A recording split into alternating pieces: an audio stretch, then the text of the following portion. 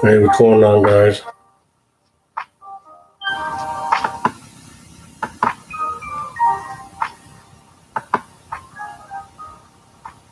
Can y'all hear me pretty good?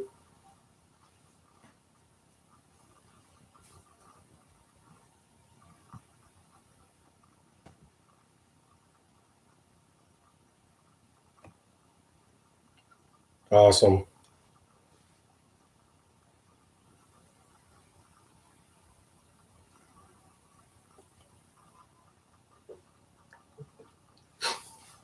So how's everyone doing tonight?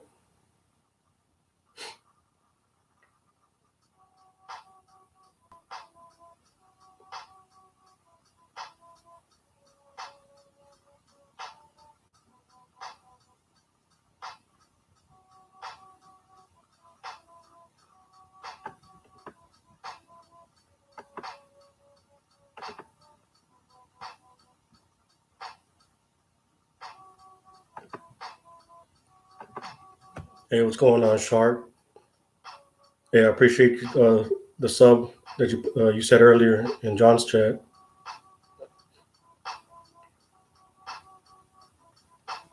It's been raining all day over there on Old Girl. Yeah, it finally stopped raining over here. I'm doing pretty good. I was messing around with Stream Elements, OBS. As you guys saw, I had issues earlier. I thought I had it figured out. Well, it was connected. Only thing is my camera wasn't working. So now I got to figure that part out.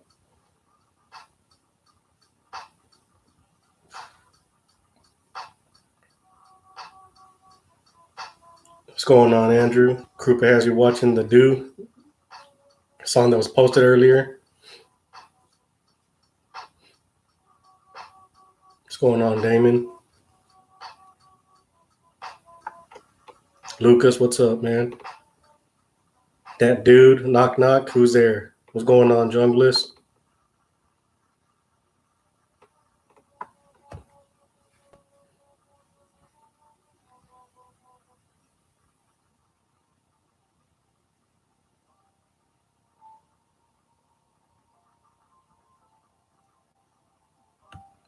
You eat mop? That dude.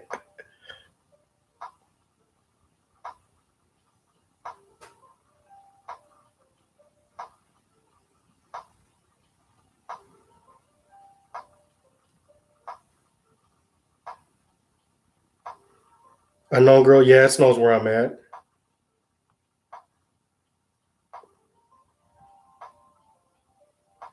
Wow. Hold on, guys.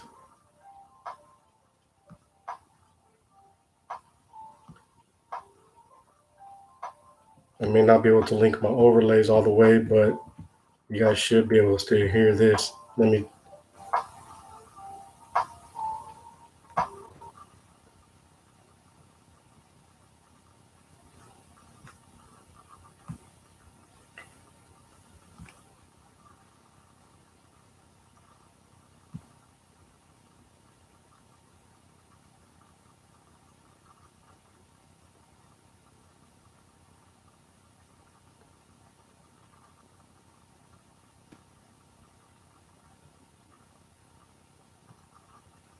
Hold on, something's not right.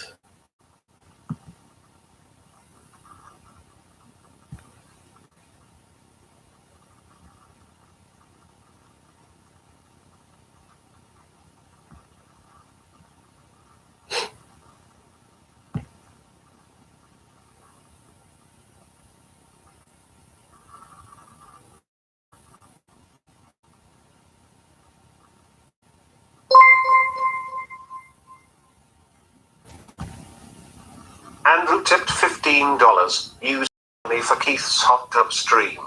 I got you covered for his sleep stream. Thank you for the dono, Andrew. Yeah, I'm definitely gonna save it for the sleep stream. Appreciate it. Were you guys able to hear that at all?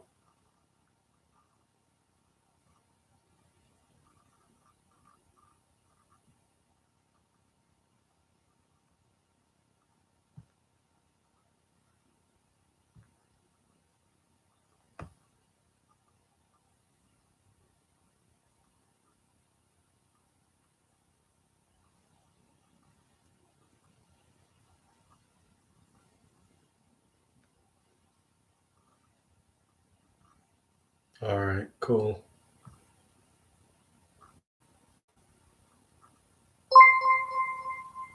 I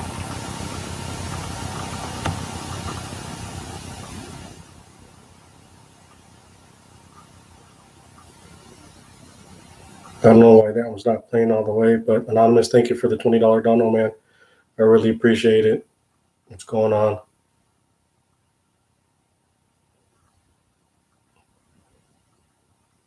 I'm still working on getting everything set up, but I think I got everything figured out with my overlays. I finally got Stream Elements synced up. I just got to get my camera to work. And once that works, then I'll be able to show my overlays on my stream. I think I have to change the settings on my on how I stream. The settings I have now, it makes the buffer too much, so I gotta change that up. I'll figure that out tomorrow. But for those that appreciate the donos, Andrew, Anonymous, I really appreciate it. Anonymous, you didn't have a message.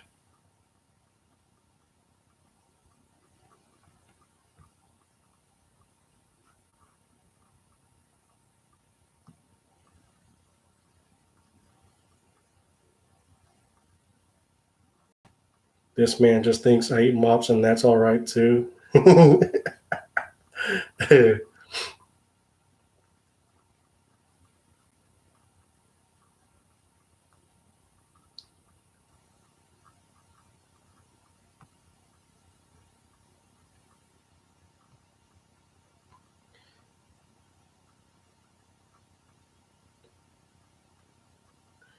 Better watch out, that dude, the homeless guy, and Plunger might come in here. Plunger might have you eat one of his mops.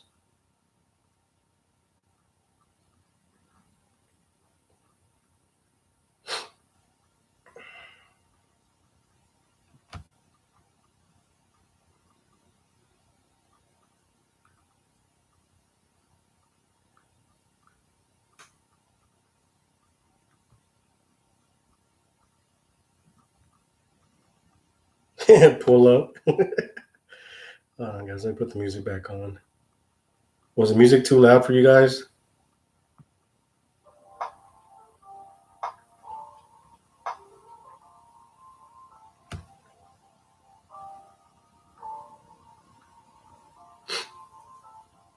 It's good? All right.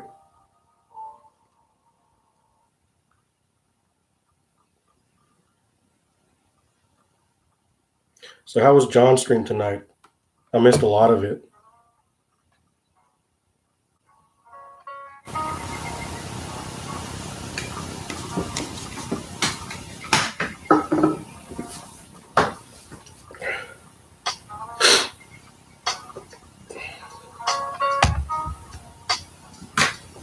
It's chill, that dude. All right. I just want to make sure it doesn't. I turned down the desktop volume. Damon, you spaced out. Did you, other than the 2 hours of sleep you got in Keystream, did you sleep any more, or have you still been awake, Damon? Yeah, dude, you missed almost the whole thing. Too much yelling in the beginning. You had a headache. Oh man, that sucks.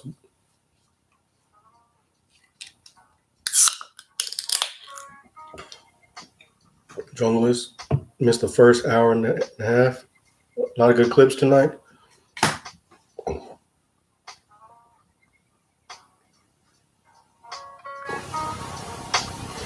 Krupa, you don't know where you're at?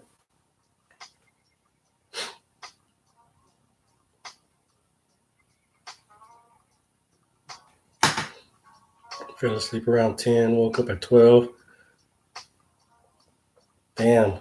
2 hours of sleep, stayed awake till 6, woke up again at 8, so 6 to it. 4 hours of sleep. Damn, Damon. At that point, that's not even sleep. That's just naps.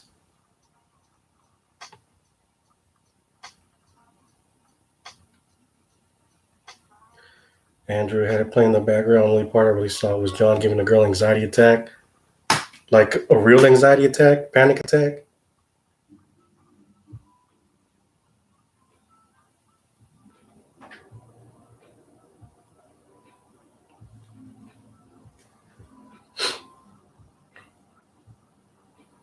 Had a dentist appointment at 1 p.m. yesterday.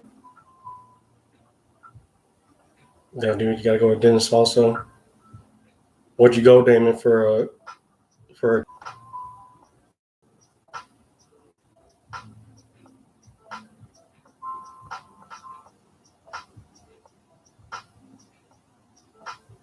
Damn, Chung, she was crying, hyperventilating. Holy shit! What did John do to her? Like besides yelling?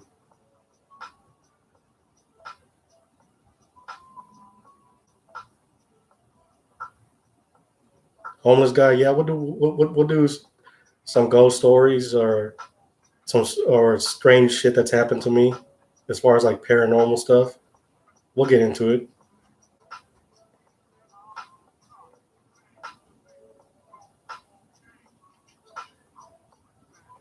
Damon just a cleaning, but they picked at my gums the first time. Yeah, that sucks when they pick at your gums. They really dig in there. Group, he just said boo and she started crying. Shut up. He did not say that. Fucking Krupa.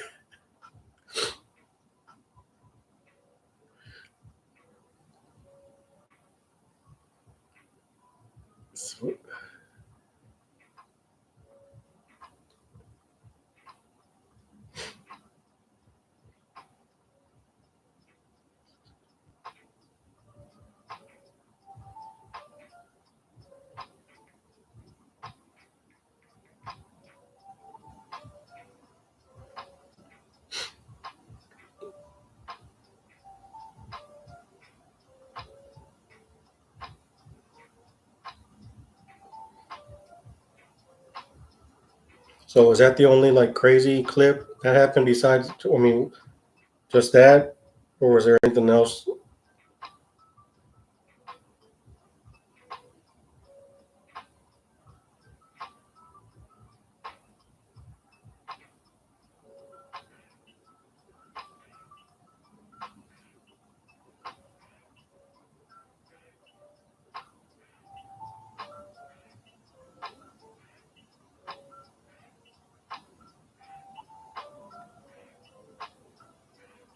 Yeah, Krupa. I was there the last couple of minutes or the last five, not five, like the last 15 minutes or so.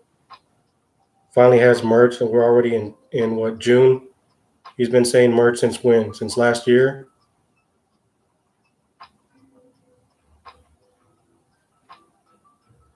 That dude writes soon.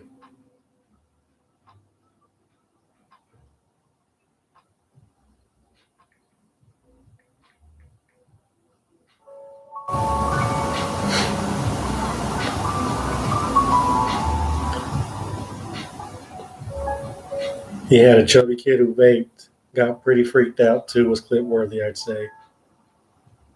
I have to go check him out. I'm pretty sure, Damon, you timestamped those. I'm pretty sure, right? I'll have to go check him out. What's going on, Rob?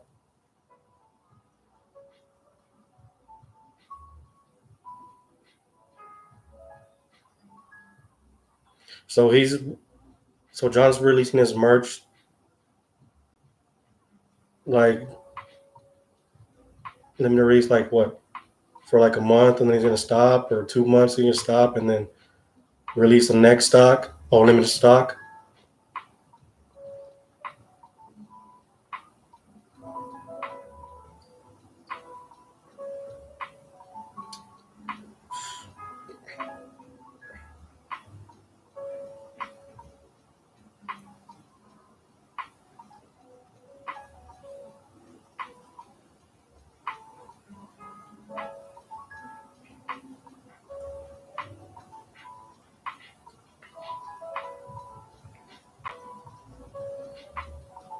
Krupa, you leave those ants alone. They don't deserve that. If you don't get a t-shirt, you need to go fuck up those pigeons.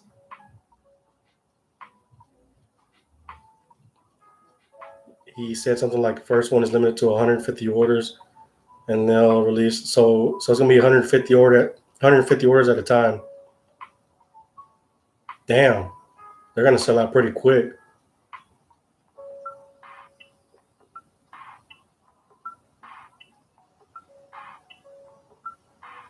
No, Krupa, leave those ants alone.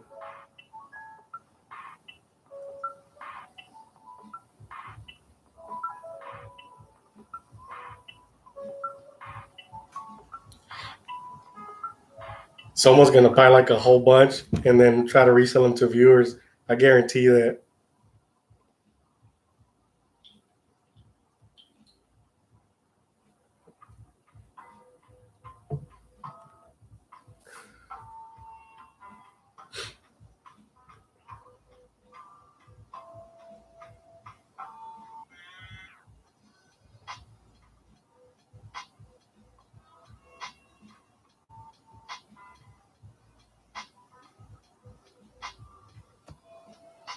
Damon, did John say that there was a limit to how much merch you can buy?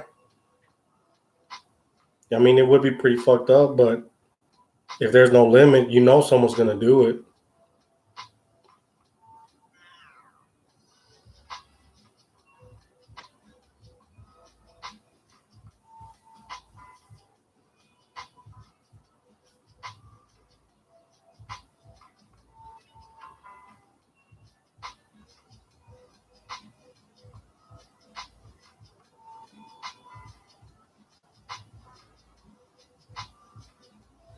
Yeah, someone would buy them all as a meme junglist. That do 2 per person? I'd say 1 per person. If it's only 150 per each release, then 1 per person should be good enough. Krupa canceled. Why you cancel Krupa? A no girl. Gavin Crown about to buy them all. Buy a neon sign, get a free Hyphonics merch.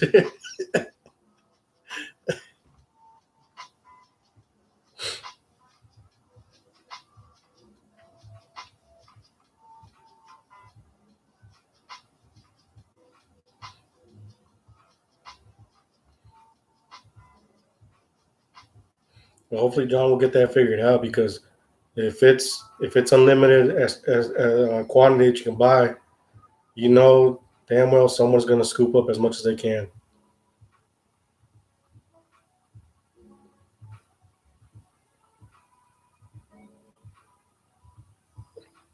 Rob, it's probably due to how long it takes to embroider it on the t-shirt, I bet.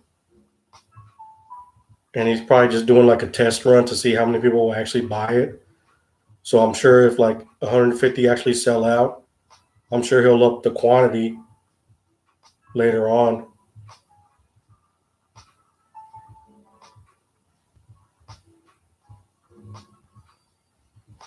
Gavin should buy all of them and sell them for half price.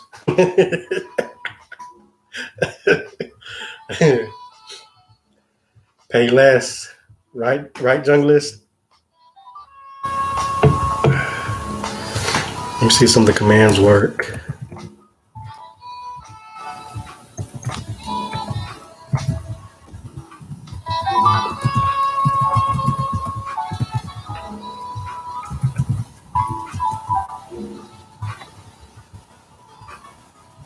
I think I added a new one. Let me see what it was. I was working on chatbot earlier too, but I think I might be done with messing around with that, and I'll just deal on getting my camera set up through Stream Elements. Let's see, what did I add on it earlier today? Got that. Oh yeah, I want to try this one out.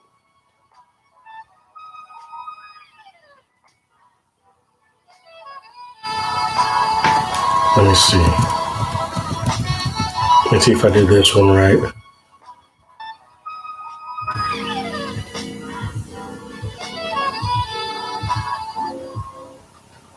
Sometimes the audio gets loud, Damon. Let me.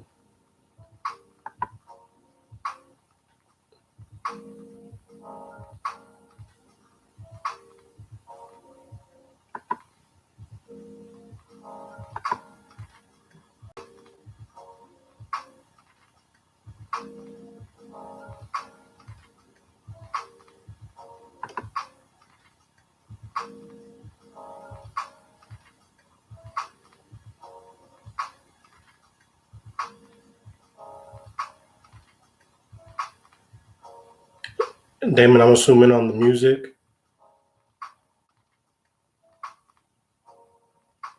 All right, I gotta fix uptime.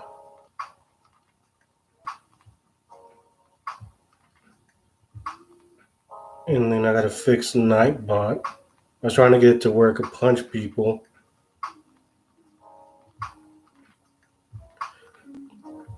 It's Damon. It's probably because the mic and the desktop music are trying to fight over control or whatever.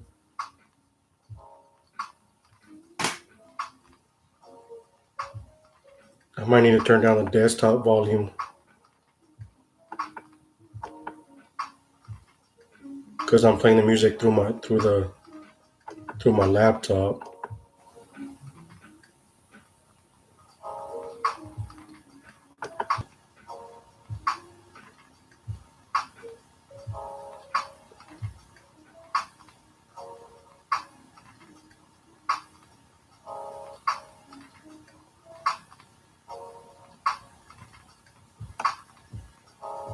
Damn, bro. It sucks about the headache. At least it's not a migraine because those really suck.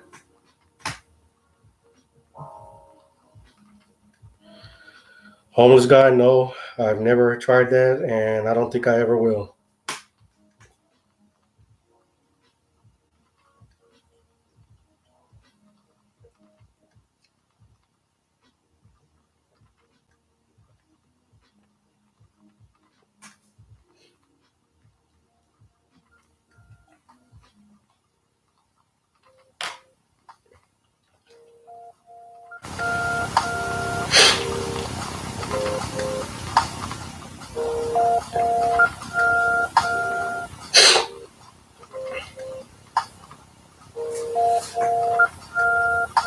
So I was messing around with my PayPal earlier and I ended up buying two just to fuck around, you know, with this whole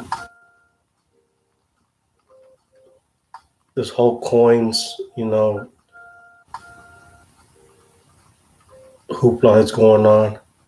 About $2 worth of Litecoin earlier just to see, you know, what it's all about. I'm not big into buying stocks and coins and stuff like that.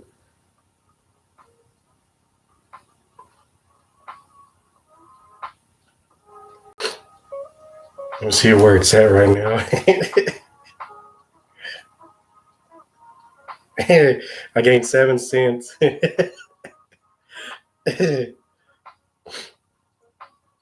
Off of Litecoin.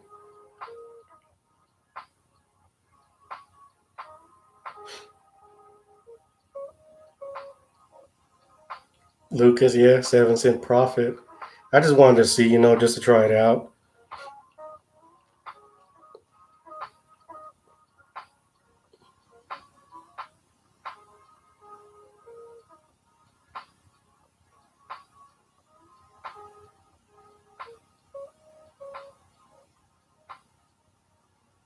Junglist Litecoin is undervalued.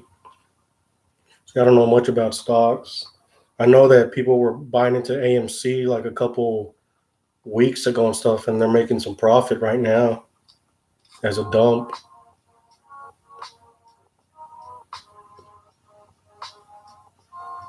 Jungle 7 cent prison with your profits. Hey, if I can finally get my camera to work through Stream Elements and get the whole screen correct, then I'll probably end up trying to figure out and jump on some roux better steak. and stream it. We'll see.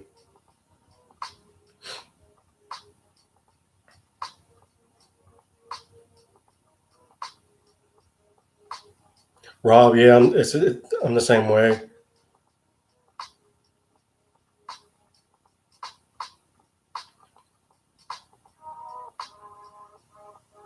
A lot of the investing is confusing to me. No, Krupa, not that kind of steak. Although I am gonna have some steaks this weekend.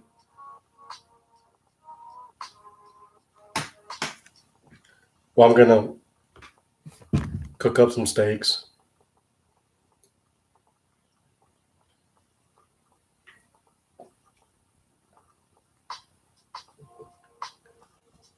Unknown Grill, I'm gonna be checking it. Yeah, I was checking on it earlier.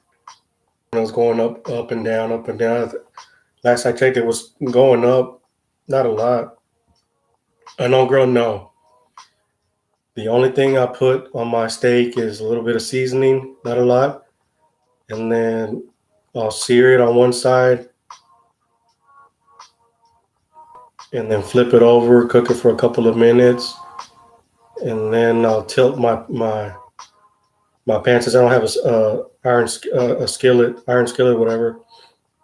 I'll tip my pan at an angle, and I'll put butter in there, and then after that, I'll just butter up and cook the underside for a couple more minutes.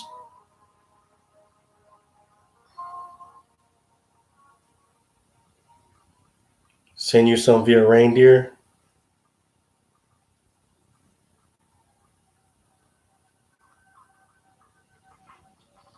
And Krupa, you took out all the pigeons. Well, that was my fault. I should have said it is if you don't get the merch, take out your neighbor so the pigeons would get there.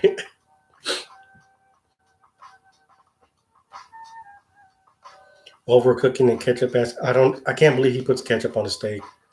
That's just no.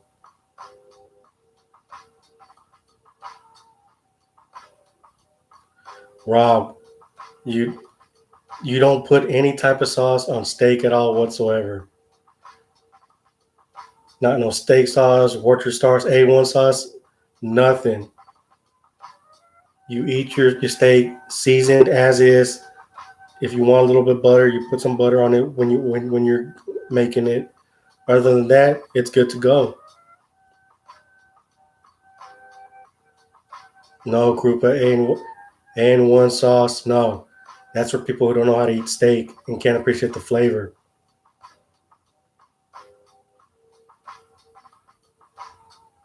I know, girl, some gravy. Oh my God, y'all put stuff. Well, you know what? At least you guys don't put ketchup on it like Keith does. I give y'all that.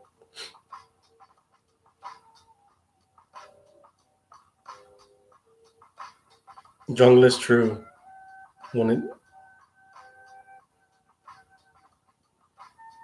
Andrew, how do I like my steak? I've said it in chat before. Medium to medium well. I used to be a well done person, and then I had one of my homeboys decided to buy a pellet smoker, and I went with him to go help him pick it up and stuff like that. And I never thought he would ever cook on it. Like even I told him like you're spending, it was on sale, so he got it for like $300 at Academy Sports Outdoor. And I said, dude, you're really gonna cook on this? He said, yeah, let's cook on it this weekend. And he said, all right, bet. And so we went to Whole Foods and bought some big ass ribeyes. I mean, you're talking about like thick cut, and he wasn't. It was his first time making them out, and I told him how I wanted, so we had to cut them up a little bit just to get the hang of it and stuff like that. And it tasted pretty good. A couple weeks passed by, and he's like, "Hey, let's we should grill out some more." I'm like, "Are you serious?" He's like, "Yeah, I've been practicing it just about every week. Well, I've been using my pellet smoker just about every weekend." And this guy likes to order. He orders out. He's like Keith. He orders out, never cooks any food. And he was like, "What the fuck? You're actually making your own food on the pellet?" Yeah, I was looking up recipes and everything like that. To this day, he's got it down to a T. You tell him how you want your steak. He got the thermometer and everything. Puts it in. He knows, when to take it out, when to flip it, and everything like that, and it comes out real good. And he was the type of person that liked his steak well done also. And I could tell him, you know, don't eat your steak well done. You want it like medium well, medium. Some people have it medium rare, stuff like that. And once he realized, that oh shit, it tastes real good when the steak is real tender and not all cooked all the way through. That's when he started just going all off on it and stuff like that. You'll eat it rare, Andrew. Medium rare. I haven't tried medium rare. I'm more like a medium well. Grill base is a bomb seasoning Monterey steam. It's called.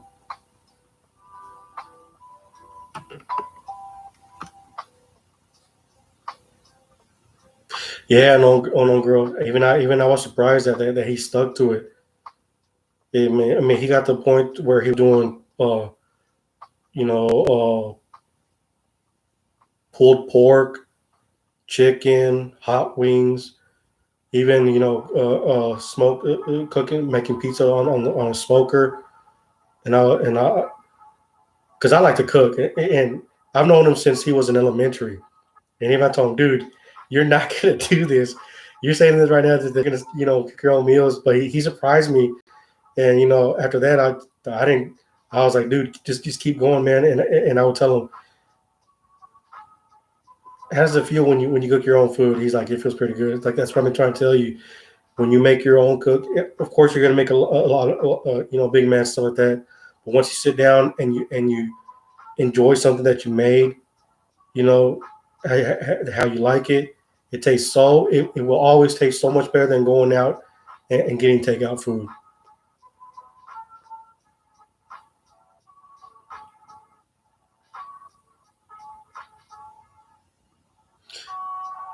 Rob, it took you till you're 18 years old to man up and start getting your steak well done.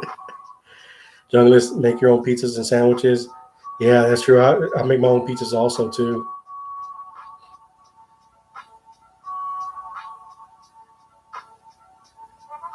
And Andrew, that sucks. But that's a lot of colleges though, I'm assuming. Uncooked pizza, melted ice cream. I don't care. Wherever you go, unless it's a really good spot, you will never get food that's homemade comfort food.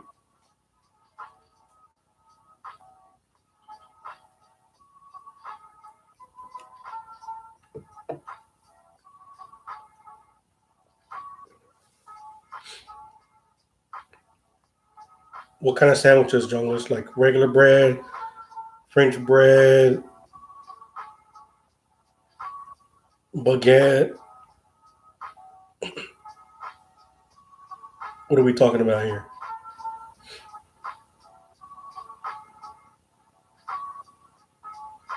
You can't fry for shit. Krupa.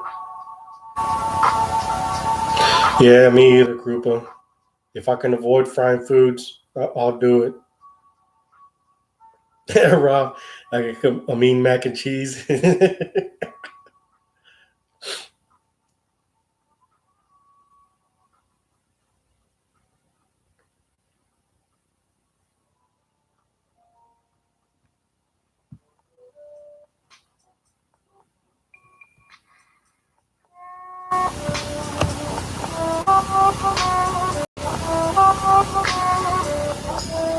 Baked mac and cheese, Krupa.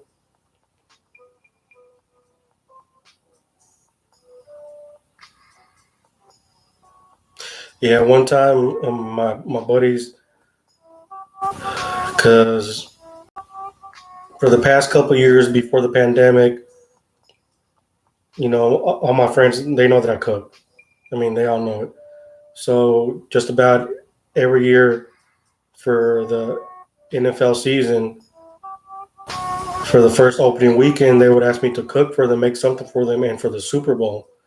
And one Super Bowl, I made some baked mac and cheese, just pulled up some menu off the internet, and then I made frijoles rancheros. I don't know if any of y'all have ever had frijoles ranchero beans,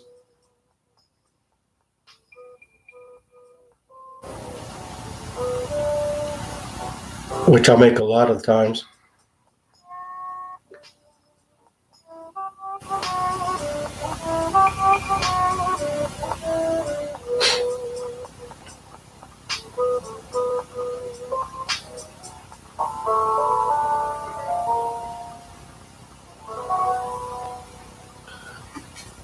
Frijoles rancheros, Damon. It's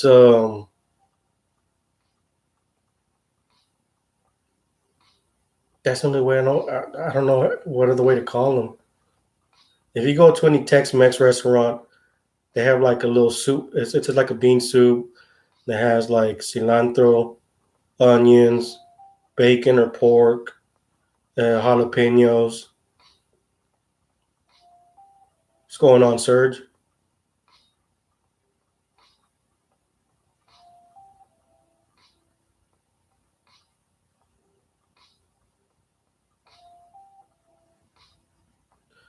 Junglist whole wheat and like 7 different meats and veggies and some cheese. Damn, that sounds pretty good. How you doing, Serge?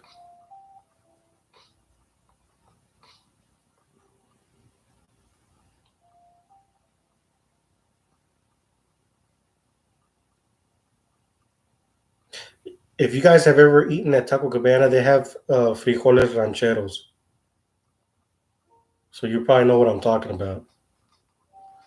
But I usually make a big pot of that. And I like to put jalapenos, onions, tomatoes, bacon, and smoked sausage.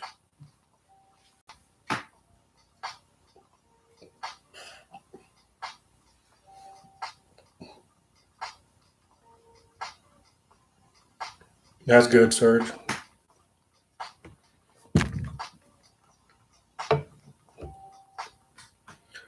All my fam has ham for Christmas every year. My grandma cuts up the leftovers and puts in some homemade mac and cheese. Oh, you chop up some ham and some mac and cheese? Hell yeah.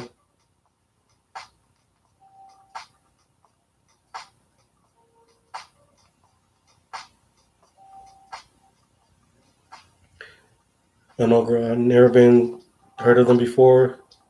Haven't been to a taco place though. I make my own. Yeah, it's like a bean soup. What you do, what I normally do is I leave I'll, it's pinto beans, and I'll leave it overnight in some water and some salt, and then the next day I'll boil the pinto beans, until they get cooked. But on a side pan, what I'll do is I'll dice up some bacon, and then brown the bacon, and then you'll have some diced up tomatoes and some diced up onions. Once the bacon is browned, you put in the tomato and the onions into the bacon, mix it up until it's all tenderized and stuff like that. And then you'll have some smoked sausage chopped up on the side. Once you have the I wouldn't say caramelize the onions. Well, yeah, once the onions are caramelized and the tomato and the diced tomatoes are tenderized with the bacon, you pour all. Also, you put some diced jalapenos in there because that's what gives it the kick. So once you have all that done and cooked up on the pan, once your beans look like they're halfway done, you pour the diced tomatoes, the diced onions, the jalapenos, and the bacon into it, even all the grease and everything, because that's going to give it the kick and the flavor. Mix it all up, and then once you get it mixed it all up, you throw in the smoked sausage into the beans, and then set it to like a medium high, and just let it all cook. And then once it's all done, holy shit, it's the best fucking meal. That I love it. I can make a whole pot and eat it for like 4 days straight, and that's also good for a hangover.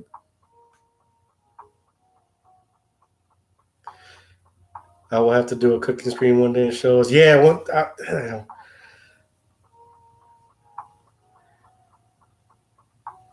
if I do that, it'll have to be through my cell phone or something. But because I doubt you guys will be able to see me through my laptop.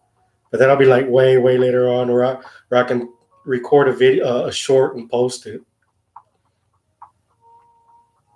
All right, Dad, dude.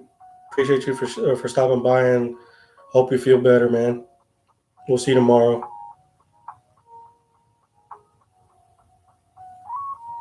Krupa, you've been craving your mom's chicken soup.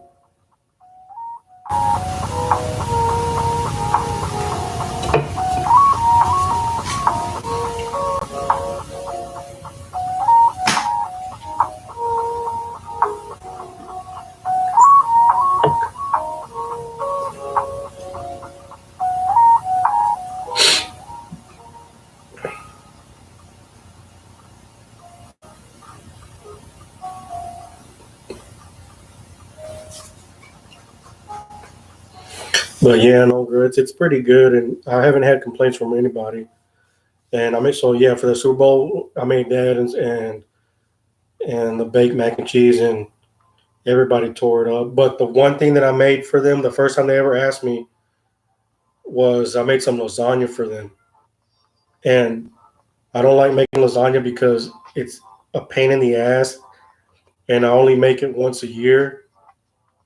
But they kept, they actually volunteered me. They didn't even ask me. They volunteered me. So they're like, hey, Hugo, so you're gonna make some lasagna after they found out? Because I was telling them, I would post pictures on Instagram, oh, made my first batch or on Facebook or whatever, so like that.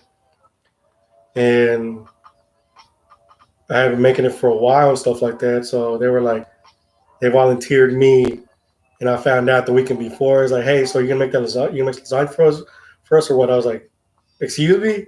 They're like, yeah, you said you can make some lasagna. You gonna make it or what? I was like, you gotta be fucking kidding me. They're like, y'all really want my lasagna? You want some lasagna? They're like, yeah, bring it we have for the game for the Super Bowl. I was like, fuck. I was like, all right. That's the first time I was ever nervous because I had never cooked for anybody outside of my family before. So I ended up making two batches of lasagna, one for the house and one for them. And I made it. I had a little bit more stuff to it than I normally would.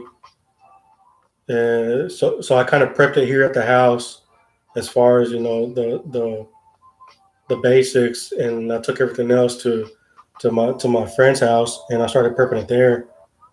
And I got there pretty early because he's like, how long will it take me? He's like, dude, usually it's about 3-4 hours. So by the time the kickoff, I'll have a pan ready. So I started making everything, prepping it, stuff like cooking it up. People started rolling in. Of course, there was other food around, stuff like that my buddy had made. This was before he got the pellet smoker, and I was nervous as fuck because I was like, are they gonna like it? Are they gonna hate it? And of course, everybody smoked. We're all drinking and smoking at the time. So when you're high, you kind of exaggerate and stuff like that. But I made my the test batch before to make sure it would actually taste good, and then I made their batch. So once everybody started showing up, close to halftime, everyone's like, "So where's this lasagna that everybody keeps talking about?" So I had already put it in before halftime. I told somebody I'm gonna put it in before halftime. Everyone's gonna want to eat. So I put it in the oven, reheated, and just I left it in there, you know, just to chill. I don't want to take it out because if you took it out, it would cool down and over to it. If I left it in the heat and didn't open it, after I initially started cooking it, it would still stay pretty warm. So then once I took it out, it was all boiling, everything cheese all boiling. You know, it was probably like I want to say 4 layer, but it was pretty big. It stood over the pan I put it in. So I set it out. People got their plates. They started eating, And me, when I cook, especially for my family, I prefer for everybody to eat first, and then I eat last because I want to hear how everybody, their reaction to it, so I can, know in my head, okay, I like critique, especially when I cook, so I can know what to change next time, what to adjust here and there. So I had told them, this is my first time making it for you guys. Let me know if you guys like it. Be honest about it. Let me know what's up. So in case you guys want me to make it again, I'll know, make some adjustments. Shit, by the time the halftime ended, more than half of that shit, the pan was gone.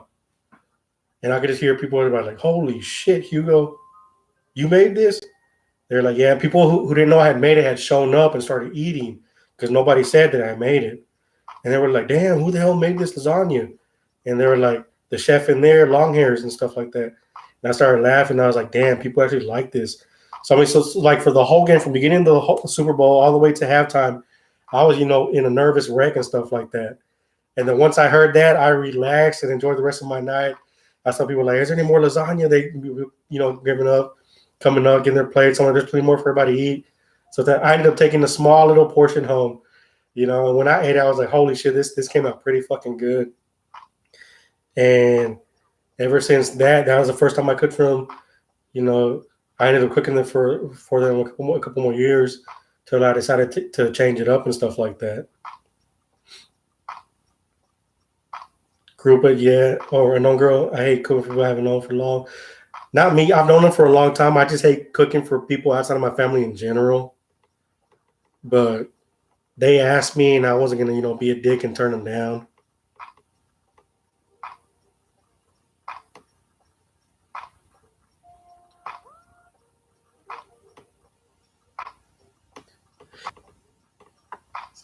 It's all right, known girl. Yeah, that's how you know when it's good when people start complimenting, especially when people come in and eat your dish, and they don't know who made it, and they take a bite and they're like, "Damn, who made this?" Because they know that my buddy didn't make it. That's for damn sure. At that time, he wasn't cooking. So they were like, "Damn." So, and then when they saw like, "Hugo, you made this?" Rob, you have a good night, homie. Thank you for stopping by, man. We'll see you on the next one.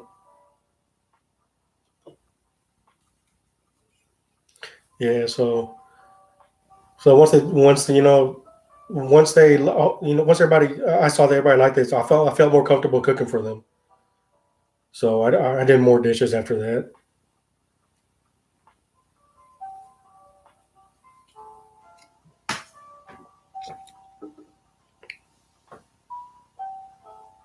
Oh, Junglist, what'd you get time out for?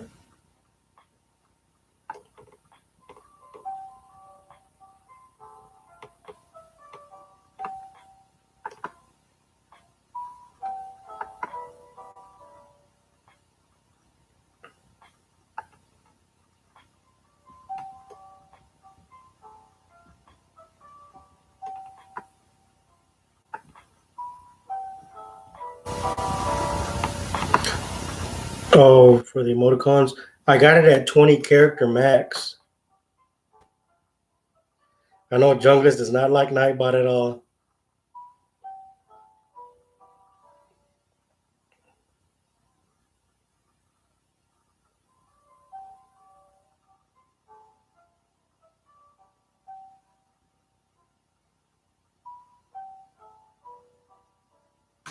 See, but it doesn't show the emoticons that he got timed out for, or it's just a warning. Right on top chat.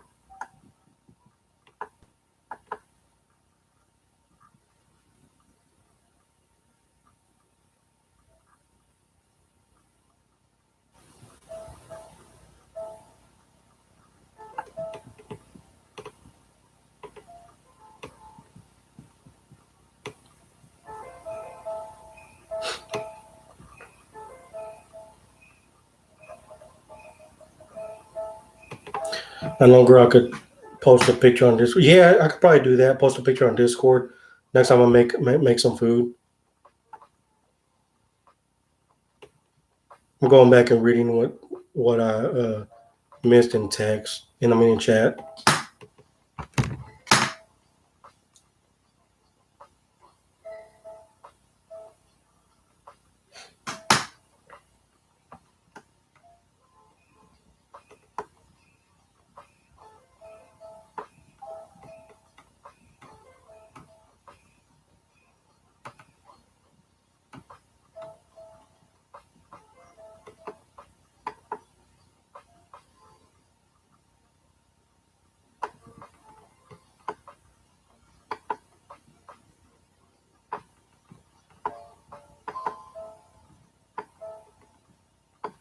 Okay, I have to change that on the bot because I don't see why she timed you out.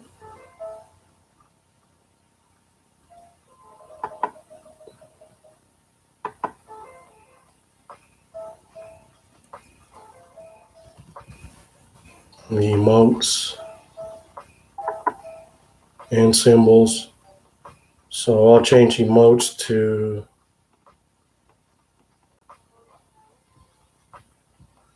40.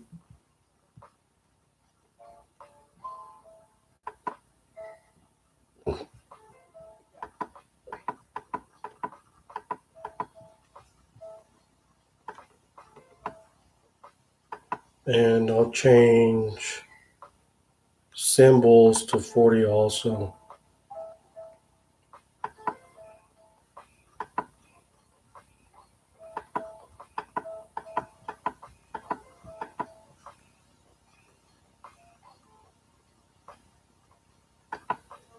And yes, Junglist, I saw your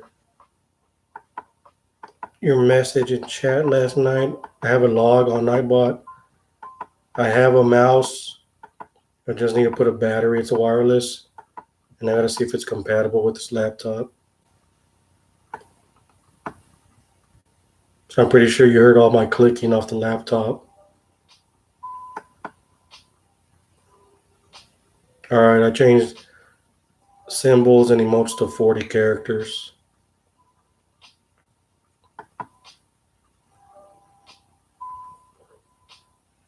You got a warning. Well, I changed it, Junglist. I don't want anybody to get timed out by the bot.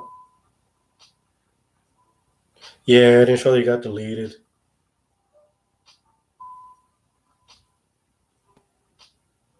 Yeah, no, girl, I just changed the characters to 40 each. 40 on emotes and 40 on the other one.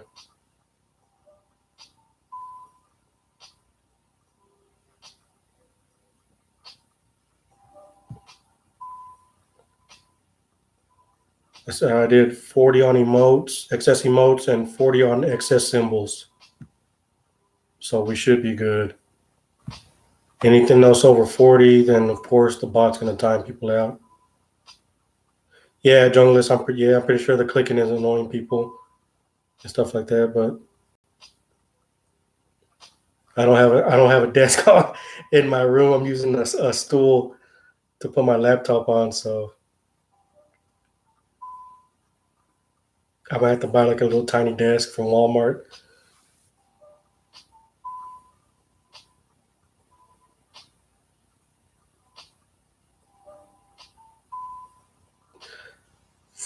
I know, girl, from what I understand, it's only 40 emotes. So if you spam the emotes 40 times or 40 characters, then it'll give you a warning. It might use words too. I'm not sure, unless somebody wants to try it out. I'll be right back.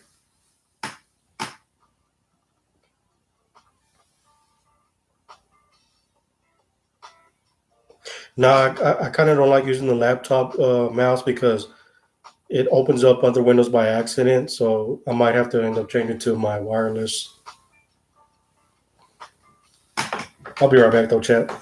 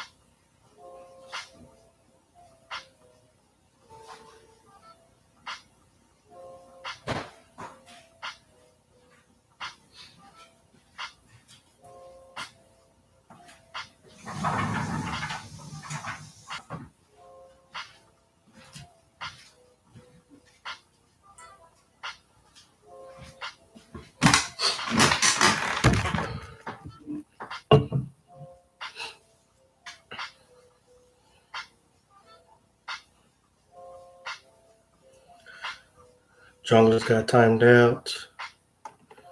What did he post?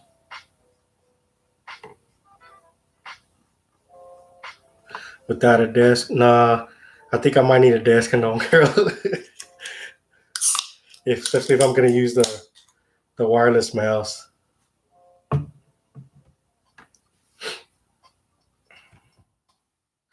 me see, Junglist. I'll test whatever you want and take the time out. It wasn't for that. Definitely wasn't for that.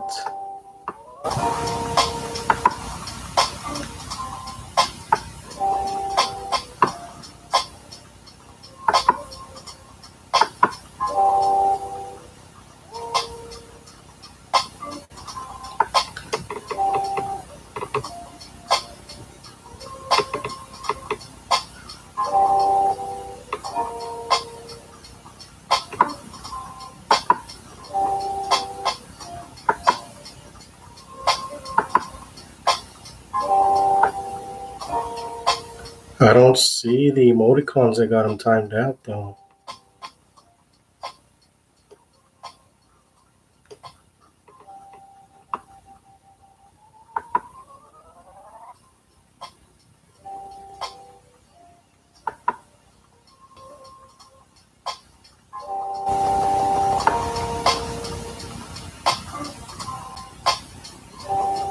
That's weird.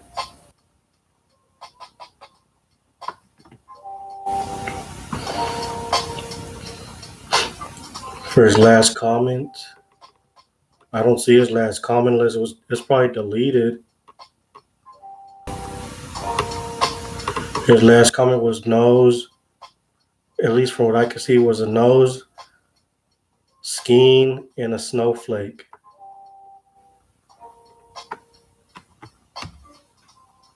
Timed out for 39 emotes.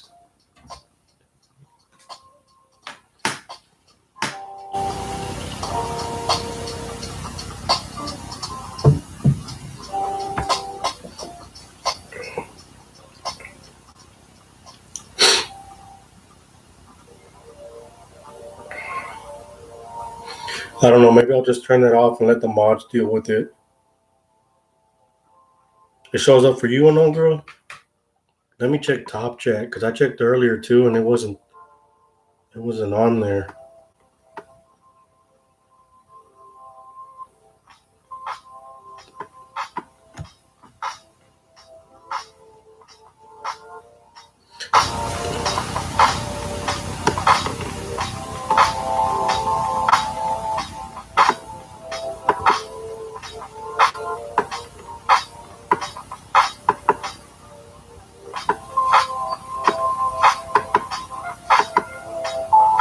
Yeah, I don't see it in top chat. That's weird.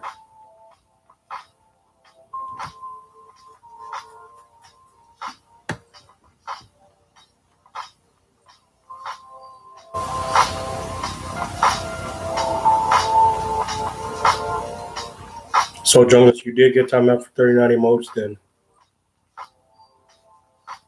Okay.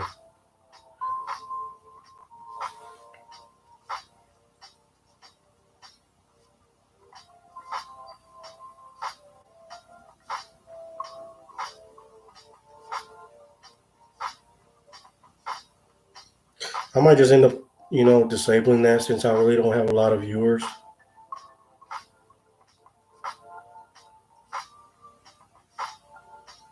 Yeah, no, girl, it's not showing on live chat at all.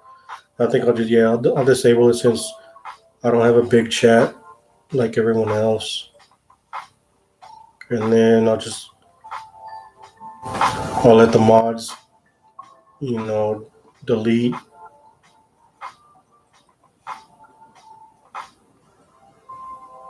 or time out at their discretion. If it's excessive spamming on the emotes, then yeah, of course,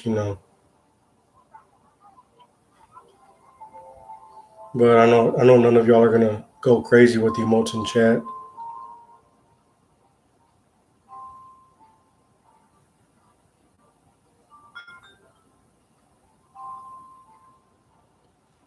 See, that's weird because there's no character.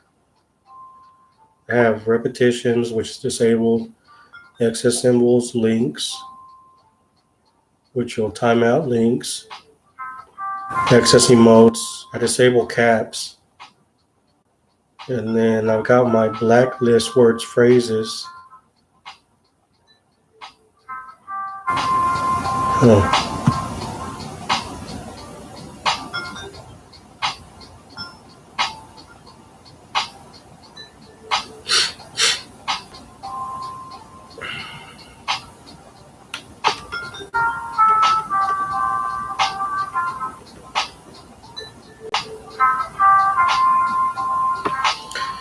So I've got for 200 seconds, minimum number of emotes posted before Nightbot will punish the user for spamming on the emotes. Nightbot checks that the user has surpassed this limit as well as checking that the majority of the message emotes before use. So yeah, so it should be just emotes and symbols. I don't understand why. That's weird. I'm gonna go and disable both of them for now. Once it gets out of hand, then I'll change it. But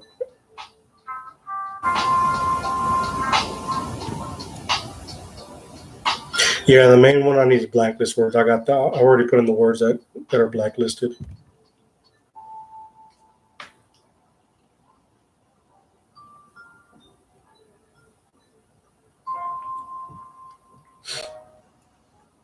Undergrad. Oh, you're going to grad school, Damon?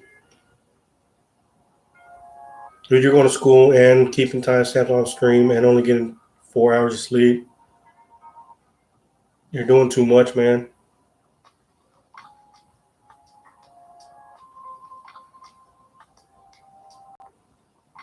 Might need to take a break from the streams.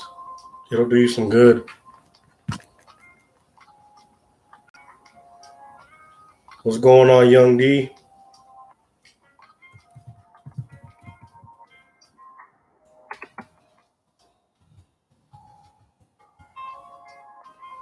I'm getting there. Not drunk, but I'm catching a good little buzz.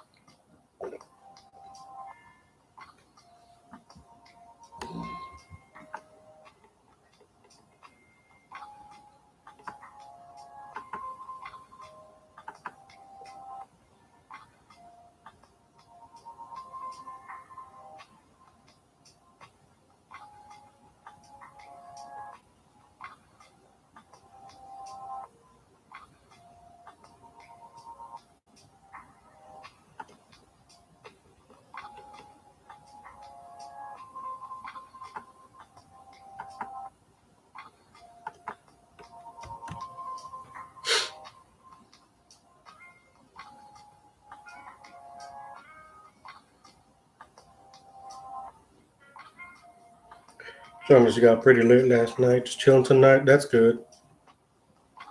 I've been I've been coming back here for a while too. Young D's trashed. Get litty, homie.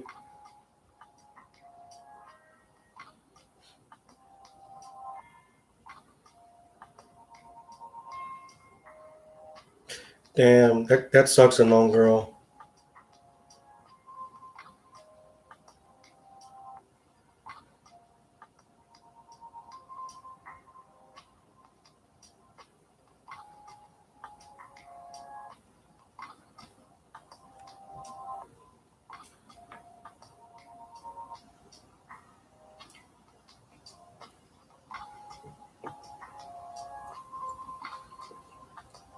Yeah, Douglas. I think the last time I drank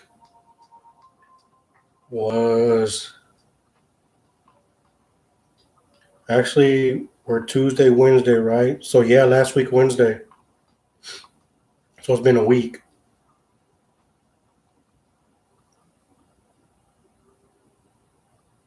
I'm usually a night drinker just about every day or every other day, especially watching the streams. But here lately, since I've stopped watching John's streams, because I would drink during John's streams. Get my brewskis, watch the streams. But ever since I cut back on his streams. Lo and behold, I cut back on drinking too.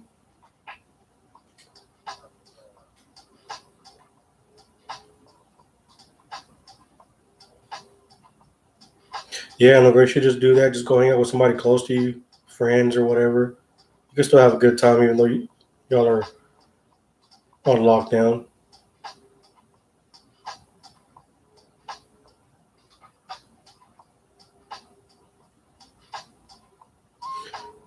Damon, you got a lot of traffic going downtown to where you go to school.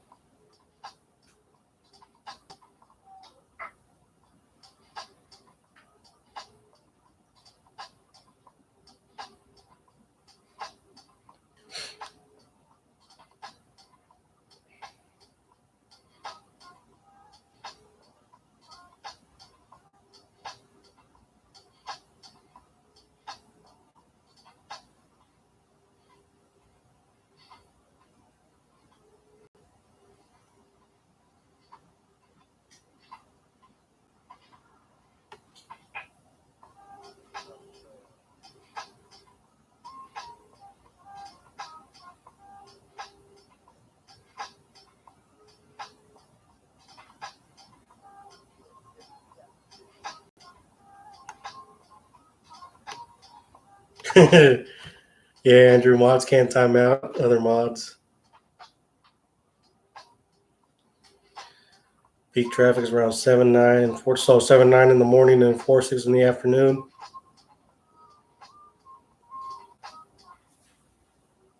How long is your commute though, Damon?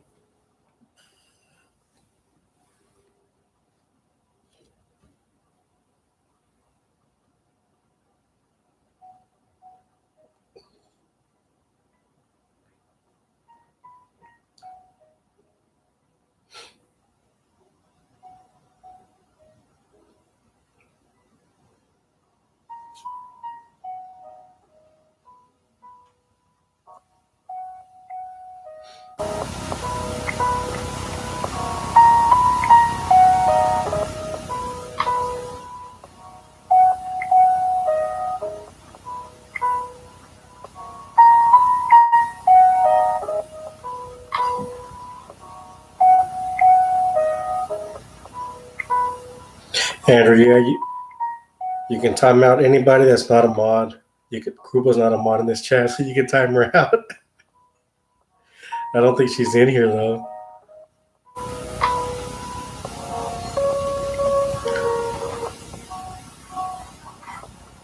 Right now, it's just mostly mods and just junglist. I'm surprised Bubbles isn't in here.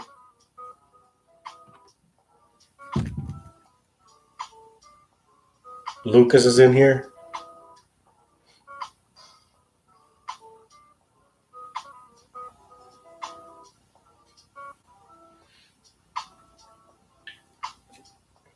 Oh no, it shows Krupa's in chat. Well, you can add her.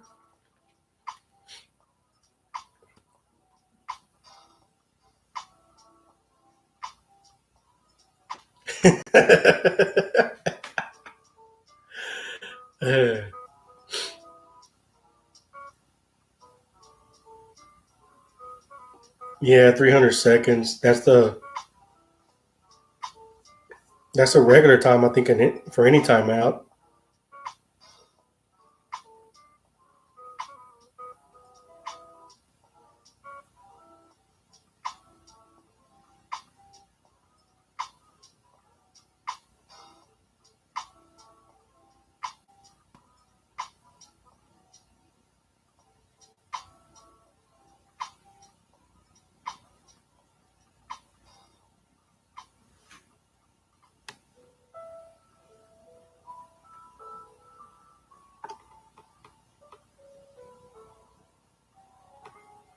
Hold up, Damon. You're a mod. How did you get timed out?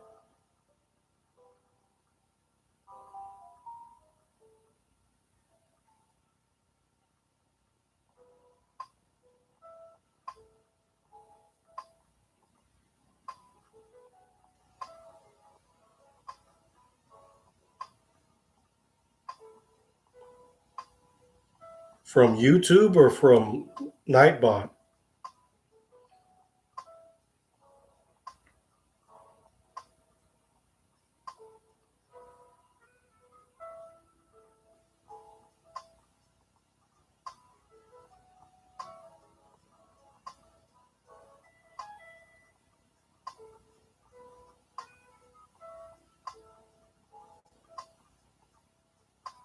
Damn, that's fucking crazy.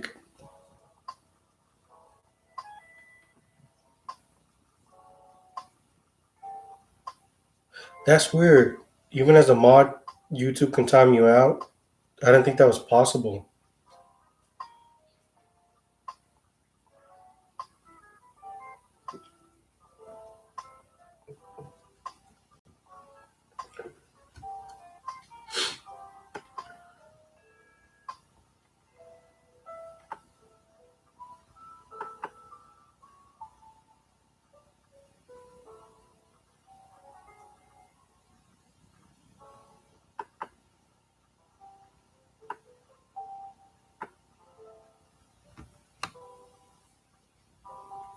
Yeah, we've all been typing a lot.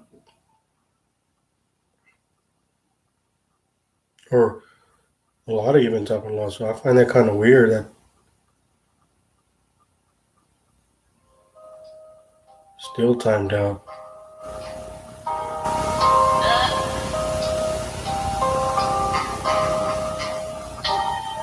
What the fuck?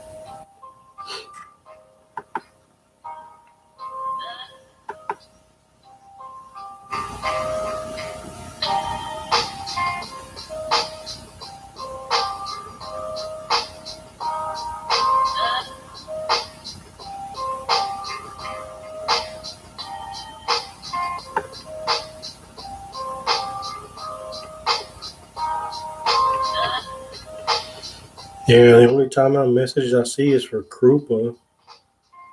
And you were typing, Damon, the whole time up until that. That's fucking weird. That is weird.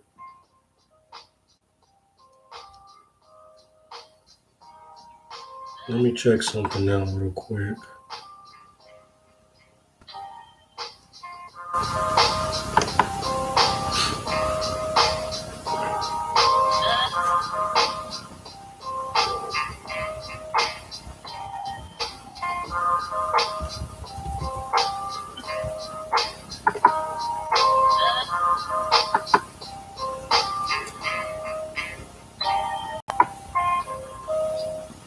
Junglist says he timed out. Damon.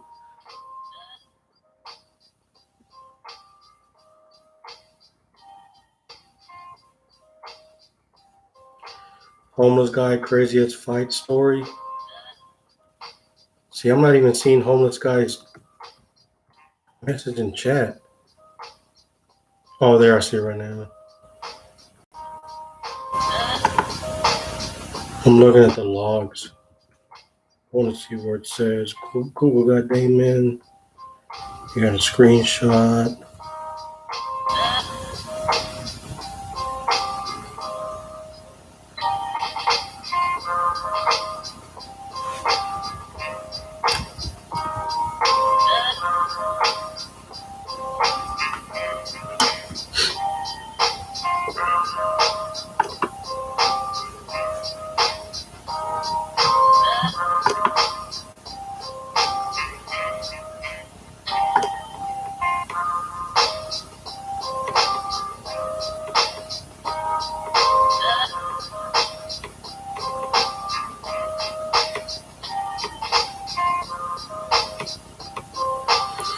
Okay, I'm looking at my recent timeouts. The only timeouts I see are for Junglist. Is timed out 600 seconds by Nightbot for posting emotes. That was yesterday or last time. For today, for Junglist, his cook for us, you go where your family. And then he posted family symbols. That's where he got the first time out. And then Junglist got the 200-second timeout for posting a shitload of symbols. But Damon, yeah, you're not shown as a recent timeout. So it has to be YouTube.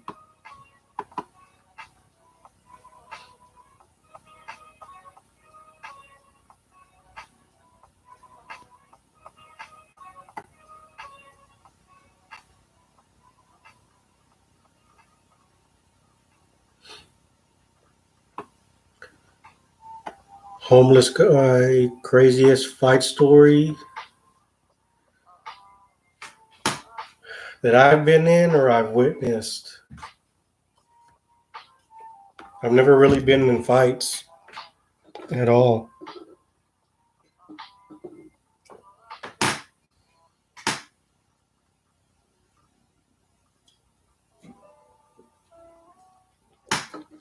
I never had to be in fights. Let's put it that way.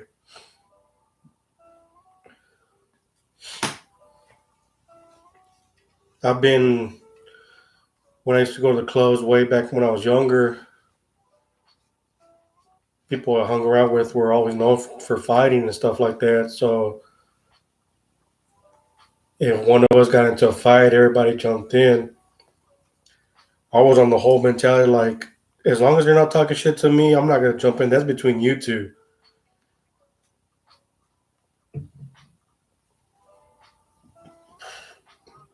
There's no reason for me, to get arrested or kicked out just because so and so was talking shit to you because you're the one that egged him on.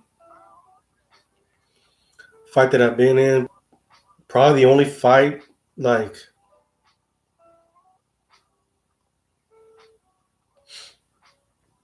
with my brother.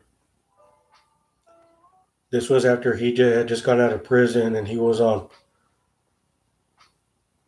not on parole but probation or work or maybe on well, I don't know. It wasn't parole, but he just got out of prison, and back in my younger days, I was a drinker, so I'd go party like we all, me and my brother hung out with the same people, so but not together. So anytime I hung out with some of the friends that he knew and my friends, he'd end up being in the same spot later on too. And then this one night we ended up at a friend's apartment. Hugo Loki doesn't fight because he got a glizzy on him.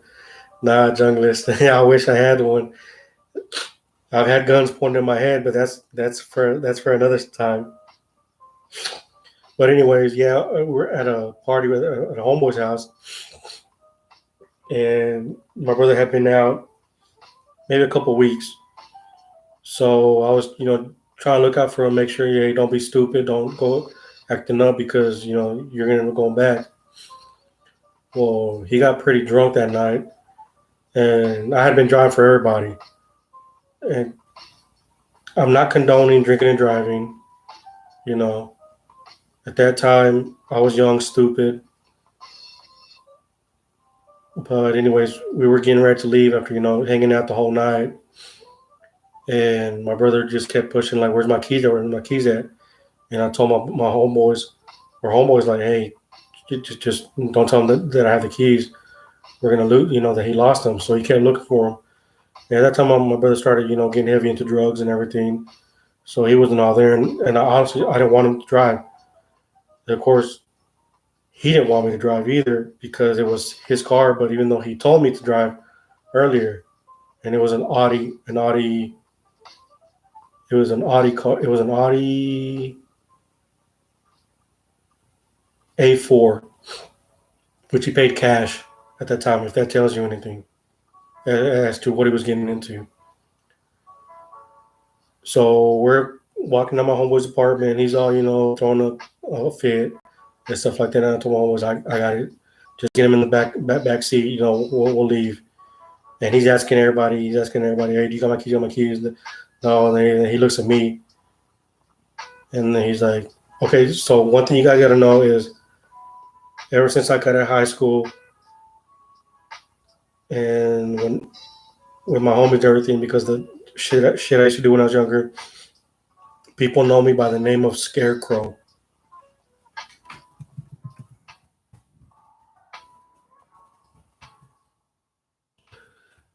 That's my nickname up until this day. My nephews knew me by that name. My family knows me by the name. My friends know me by that name. If you call me Hugo, then technically we're not friends in real life because I introduce myself as Scarecrow to everybody, and they always ask me, why is your name Scarecrow? And of course, I tell them the story, which I will tell you guys later on or another time why I got the nickname Scarecrow. But anyways, we were walking out, going to the car, and he was like, "What the fuck, Scarecrow? Do you have my keys?" And I looked back and I'm like, "I don't have your keys. I know you got my keys. You drove earlier, motherfucker. Give me my keys. Give me my keys. We're gonna go home." And I just had enough. And I was like, "You're not gonna fucking drive, dude. You're drunk. Of course, I've been drinking, but not as much as him. But still, that doesn't excuse, for the fact that I shouldn't be drinking driving. But at that time, young and dumb, and I knew how to get back home through the back roads to the place and my homeboy's house. But he had just come out of the prison, so I didn't want him to go back over some stupid shit. Even though I could go into jail for the same stuff. Andrew, hold on.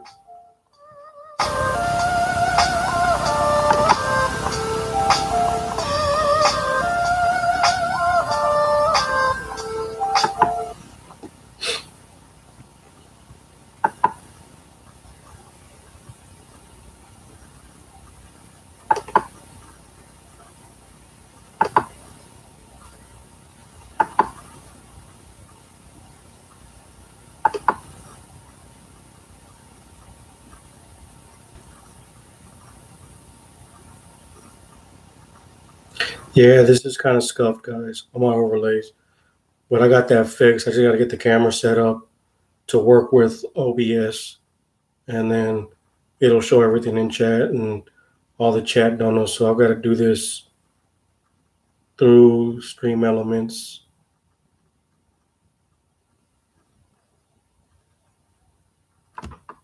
to get it to play right.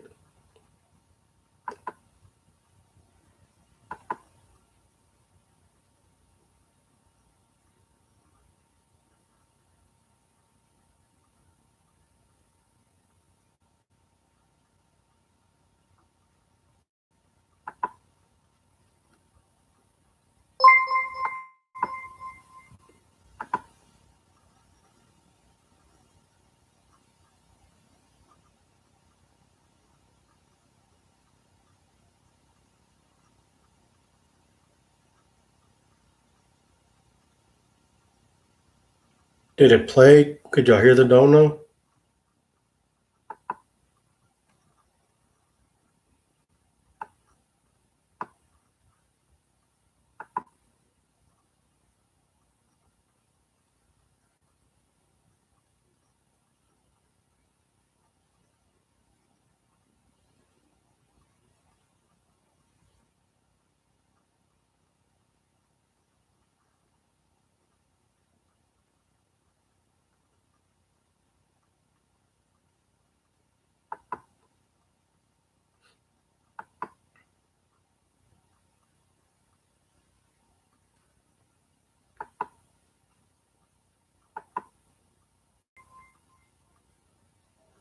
Andrew tipped $10. Here's another 10 for the hot tub stream.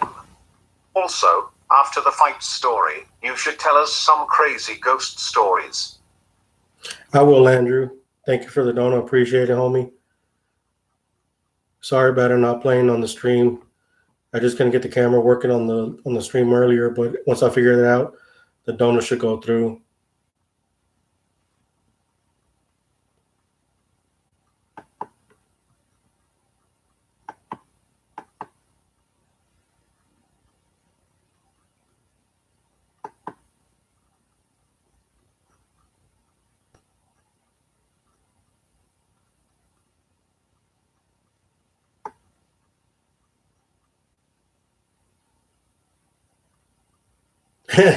Krupa came back. Homeless guy, I'm a thug. To a certain extent, I am.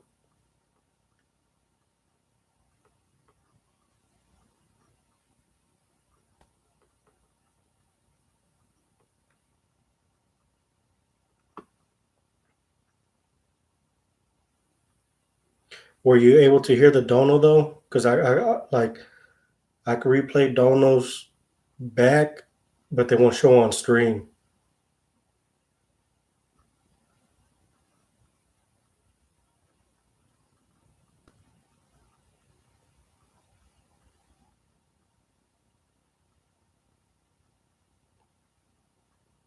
Oh, don't know. It was good, Junglist. All right. No, I can't. I can't time out mods.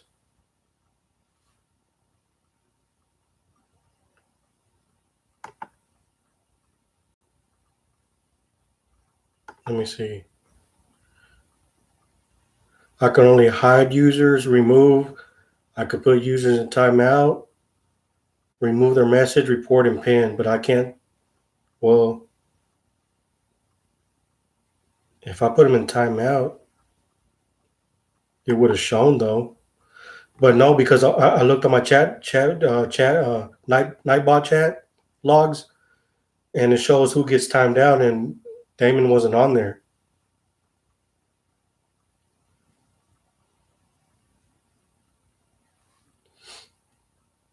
All right, so where was I? Okay, so yeah, so yeah, he was like, "Damn it, Scarecrow! I know you got my keys, or whatever. Let me have it." And I was like, "No, you're not gonna fucking drive. You're not gonna drive at all. You're too fucking drunk." He's like, "Your dumbass doesn't need to go to fucking back to prison. Is that what you want to go?" And my homeboys were all laughing like, "Oh shit, Scarecrow!" And I'm not gonna say my brother's name, but so and so, or they're about to fight. And I'm like, he's not gonna do so. I pulled the keys out, started walking to the car. He's like, "You motherfucker, you got my keys. This whole time I asked for my fucking keys, and you got the damn keys." So then I turned around and I said, "Yeah, I got your keys. You want them?" So I lifted the keys up and I said, "Here's your fucking keys," and I threw them to the fucking floor.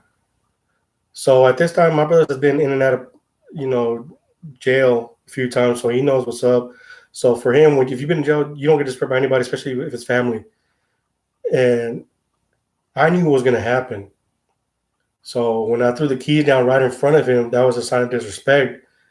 I was just letting him know, hey, you're not gonna do no stupid shit. So when he saw that, he rushed towards me and grabbed me by my shirt and swung me around and then threw me to the floor in the concrete right by where the Audi was at. Yeah, Junglist was big dissing, but I knew what's up because it's my brother, so I could do that. And I already knew that it was a diss, but I was trying to put him in check. Like, dude, you can't be doing stupid shit. So here's your fucking. You want to go fuck up? You want to go back there? Here's your fucking keys and get them. And he knew what I was right, but it was still a disrespect towards him. So he went and grabbed me by shirt, shoulders, threw me down on the ground, and then next thing you know, I feel fist, just pop, and I just start swinging up too, just clocking him and stuff like that.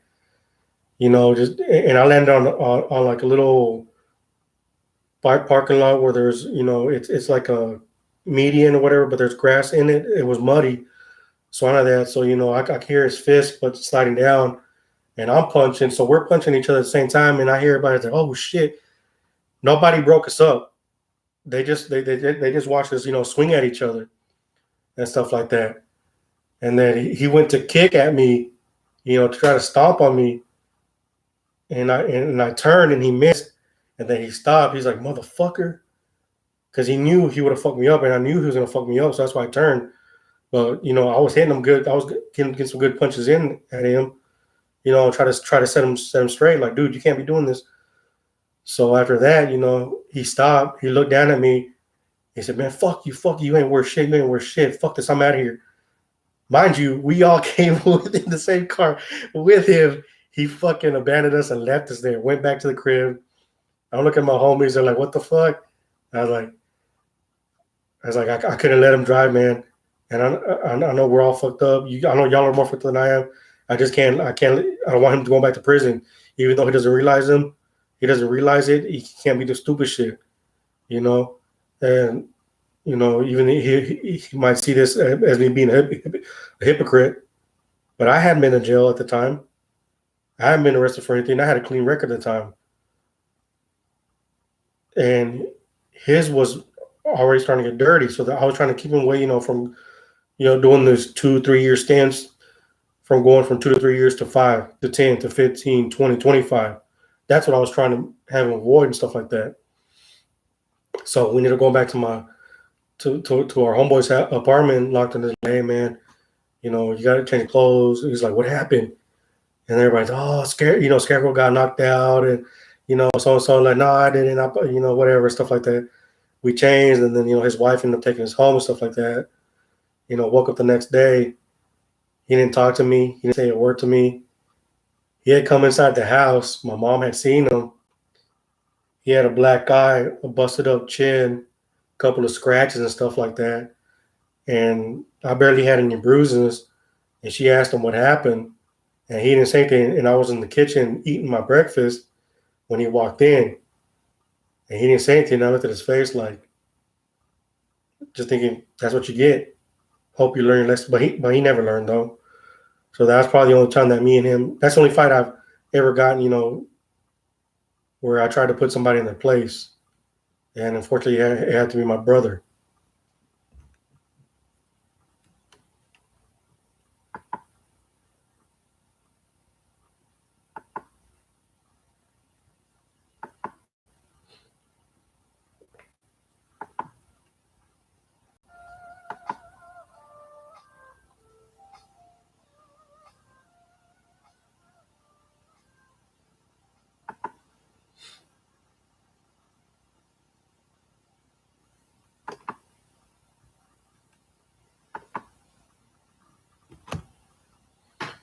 His ego blinded him from seeing the reason for doing that. Thought you were just dissing, but it was for, yeah, Douglas, it was for good intention.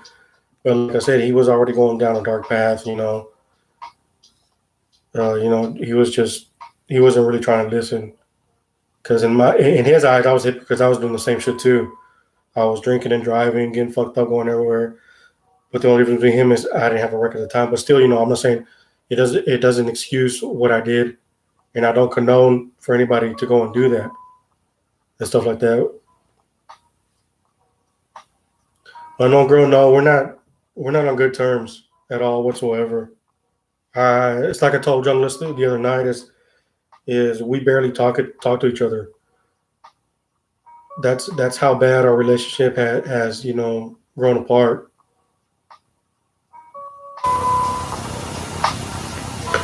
Like he'll ask me for favors here and then, do his taxes and stuff like that. Help him out with things for his job. Because he's not really tech savvy. He's only been out of prison for like 7 years because he went back into prison for doing other stuff. He did a 5 year stint. That's all he's ever done is 5 year stints after that incident because they were all first time offenses, first time distributing cocaine, first time distributing ecstasy, first time police felony evasion. So they were all 5 years, minimum accent, minimum, and that's all he did.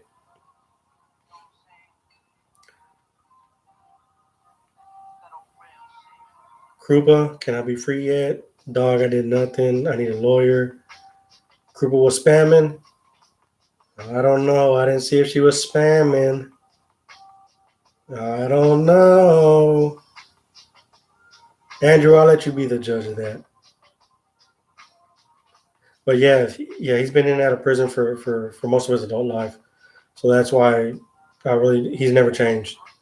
And he never will. So that's why I really don't, go out of my way to really help him out. But if he asks me for help, depending on what it is, I won't turn my back on him. But yeah, our relationship is pretty much, it's real rocky.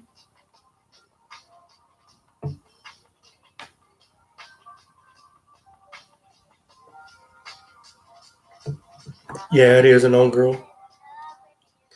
It's a long time to be apart from his family and stuff like that. But he's the one that chose that path. You know,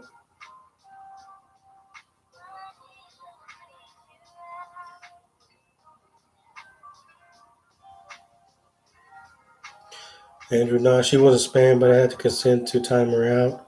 She asked to be time out, didn't she?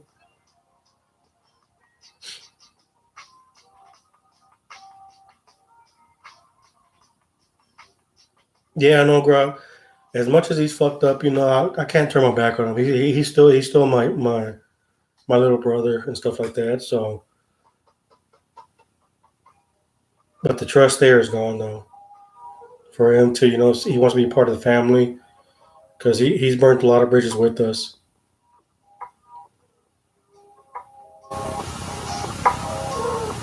No, over here in the states, they go away for a lot of times, for a long time. And his last time he went in, it really fucked him up mentally because he spent 1 year in solitary confinement because he got hurt working in the kitchen, which is what he wanted to do to get early release, and the guards didn't help him out, and they were saying that he was resisting, he was talking shit to him, but he was like really actually hurt. And when he wrote me and told me that, I believed him, and it's true. And and after that bullshit, they put him in solitary confinement, and that's where it really messed with his head mentally. And I noticed it when he came back out.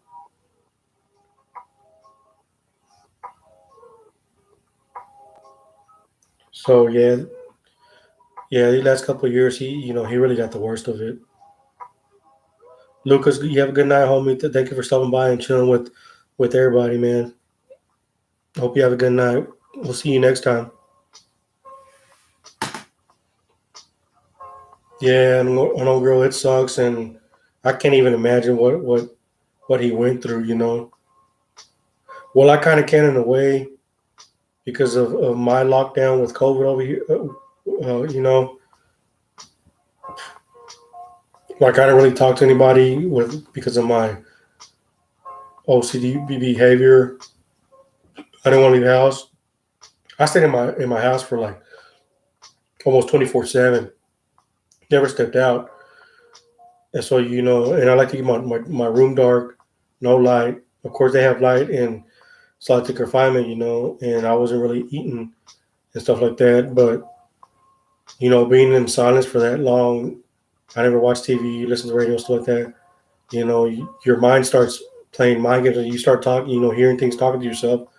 But I know for him, it had to be 100 times worse. And it shows. It showed, when he got out. But even though he went through that, and he still won't decide to change, it doesn't mean that I should turn my back on him. I'm the only connection he has to the family, and for me, it's all about family. Doesn't matter how bad you do us wrong. If I'm always gonna hope the best for anybody that's close to my family, and if and when you want to reach out, I'm always gonna be there.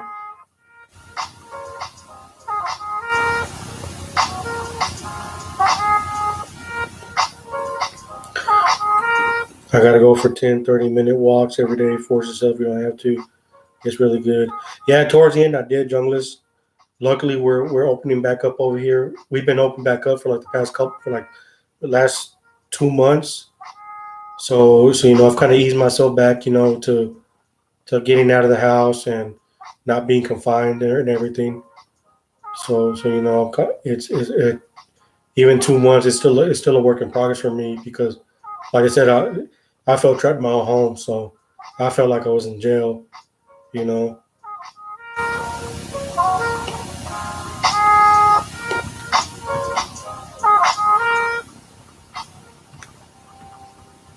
Yeah, I know, bro. I did it.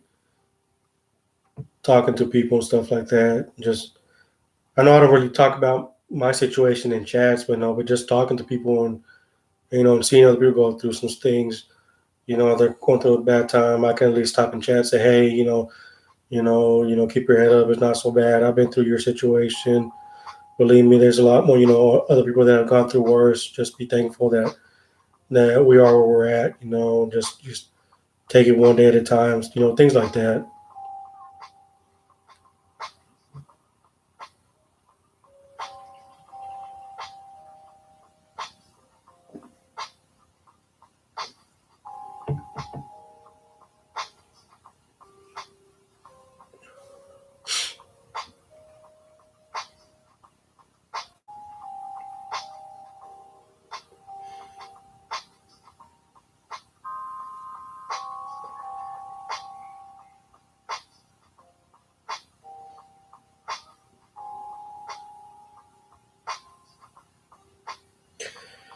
Junglist, not a vampire, but I am a night owl, and yeah, I do not like sun. I'm not a morning person. When the sun comes up in my room, I hate that shit.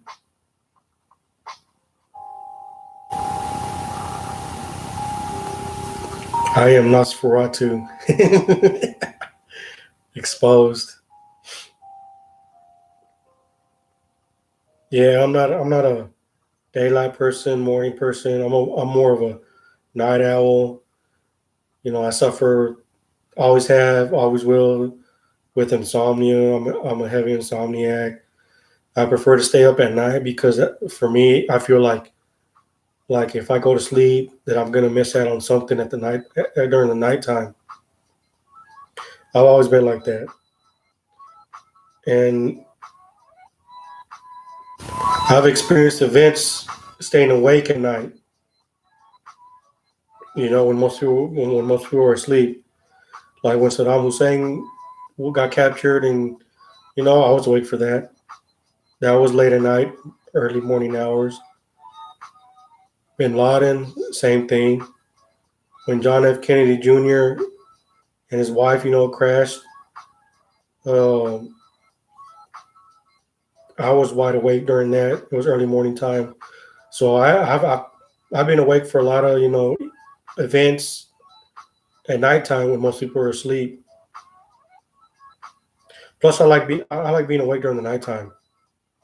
I've always enjoyed it.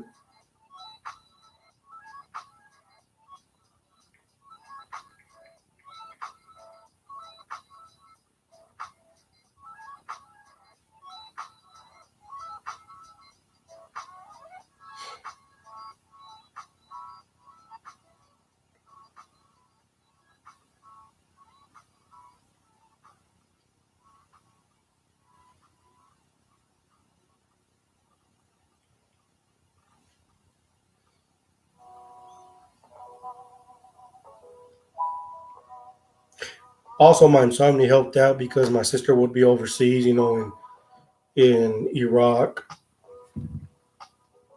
Kuwait, or whatever. Because at that time it would be morning time, so I would text her and we would talk, chit chat when she first shipped out. So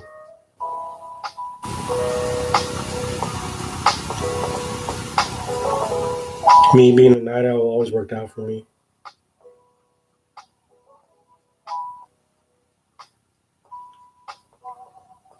Yeah, junglist. I honestly think that humans don't have to sleep.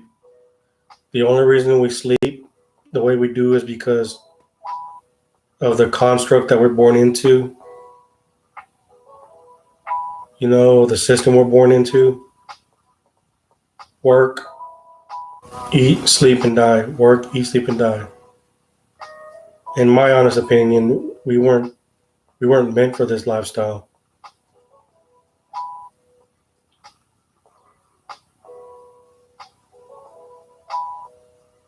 We weren't meant to be born into the system. That's just me.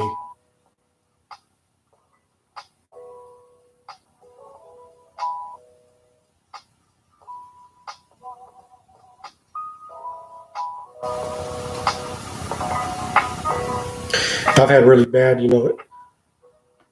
insomnia to where it got to the point where would get sleep deprivation.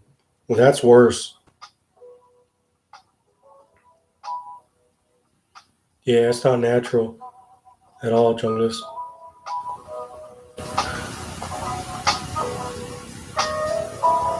Yeah, back in the day, a couple years, a while back, it got so bad for me where it got to the point where it was like straight up sleep deprivation for me, where I was only getting like 2, 3 hours of sleep, not even that, and going to work, working 12, 13 hours.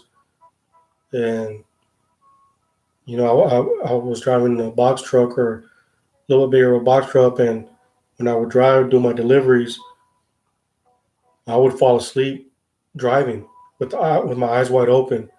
And I would, eventually like realize it and snap out of it. That's how bad my sleep deprivation got.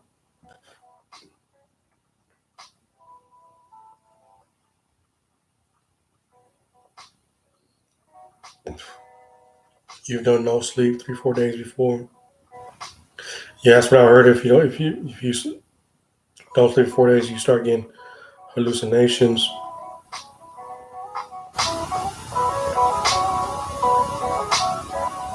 Yeah, with sleep deprivation, you just feel like a zombie. Like when it hits you, everything just looks like a movie. Like you're not really in it, and then you snap out of it. There have been a couple times where I was like severely sleep deprived, and there's no damn way I should have been driving. But that's how I used to be back in the day. Nowadays, I have to get a nap in. Doesn't matter. Even if I get 4 5 8 hours sleep, I got to get my nap in just to make sure because if I don't, my insomnia kicks in real bad. Like I want to end up going to sleep till like 7 8 9 10 in the morning, stuff like that. If I don't get a nap in.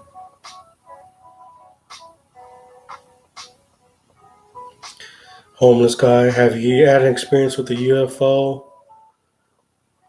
No, I've never had an experience with the UFO, but there was this one time when I was very little, and I don't know if it was UFO, but we were going to my grandparents in Mexico, when I was little, probably like elementary. We were in a long stretch of road out there, and when you're deep into Mexico, it's nothing but mountains, canyons, open fields, stuff like that. And I remember one time just waking up out of a nap, jumping into the front seat of the truck, and I told my dad like, I'm hot. Can you turn up the AC? And he did. And I remember looking out the window from the driver's side, and honestly don't know if it was raining or if it was a thunderstorm, but I remember seeing the clouds and like this bright ass light just beaming down out in the valley. Now, mind you, I was probably like in the second or third grade. So at that time, you know, maybe I was, dreaming it, still half asleep. But even to this day, I still think about that. I never said anything to my parents, say, did you see that or whatever? Because honestly, I don't know, if it was real or not. But to me, it felt real.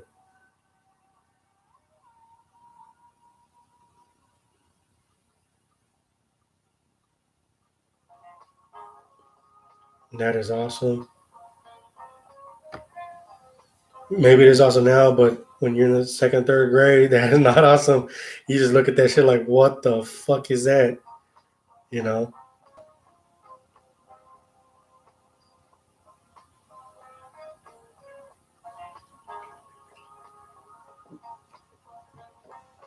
And then during that whole trip, my mom and my dad were talking about, crazy stories, especially my mom. She was talking about like a lot of crazy stories that happened, where she lived at in Mexico. They call it El Rancho, where they live from. It's kind of, yo soy del rancho, meaning I'm from the ranch, but it's like mostly like saying you're from a small little village or whatever, which basically they are. And my mom and my uncle, her brother used to tell me stories going into their little town. It's a cliff going in, maybe about 7 or 8 minute drive. It's a road paved out of mountain cliffs, and from what I remember, it might have been like a car and a half as far as the width to pass through. But I remember them telling me when I was little that halfway through there was a cave that supposedly the stories, from where my mom was from and my uncle, was that the devil had kidnapped a girl one night and took her up to the caves and had sacrificed her, and that anybody who tried to climb up there could hear her screams, and you could also hear the devil and see the image of the devil, like the shadows and stuff like that. So I used to tell my uncle when I was little, hey, we should go up there one time because people could actually go up there, but it was like a big ass hike and stuff like that. And then every time he drive by, he would say, "Look, that's." We would drive by, he's like, "That's the cave." So everybody knew, that was the cave from where the stories originated from and stuff like that. So I would always try to tell my uncle, "Hey, take me up there," because I wanted to go. You're telling me there's a devil, demons, stuff like that. At that age, I'm like, I wasn't really scared, but like, I want to go see this and stuff like that. But he never took me though. Yeah, I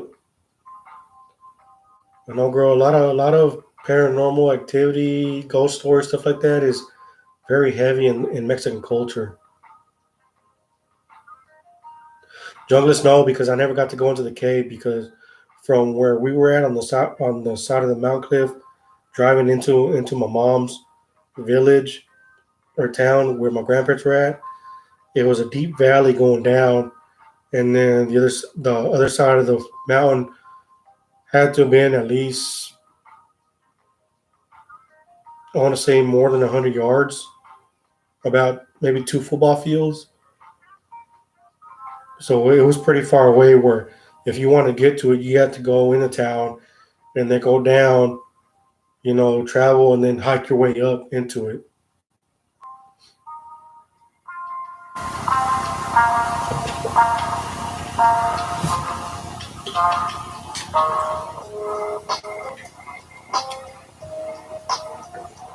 That's one of the stories my mom said on the way up there. And then another story she said also, places I once lived was apparently haunted. Seen videos from there. And when I was there, I would get weird feelings. Sometimes she ran noisy and doors closing when no one was there. Yeah, I've had stuff like that happen here, or not here, but when I was younger. So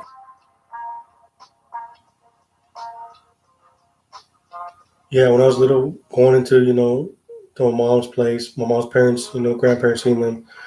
She would always tell my dad stories or whatever. But there's of my conscious soul. So I saw the so-called lights, and then I heard that story about the devil and the girl, and she also started talking to my dad about how when my grandmother was younger,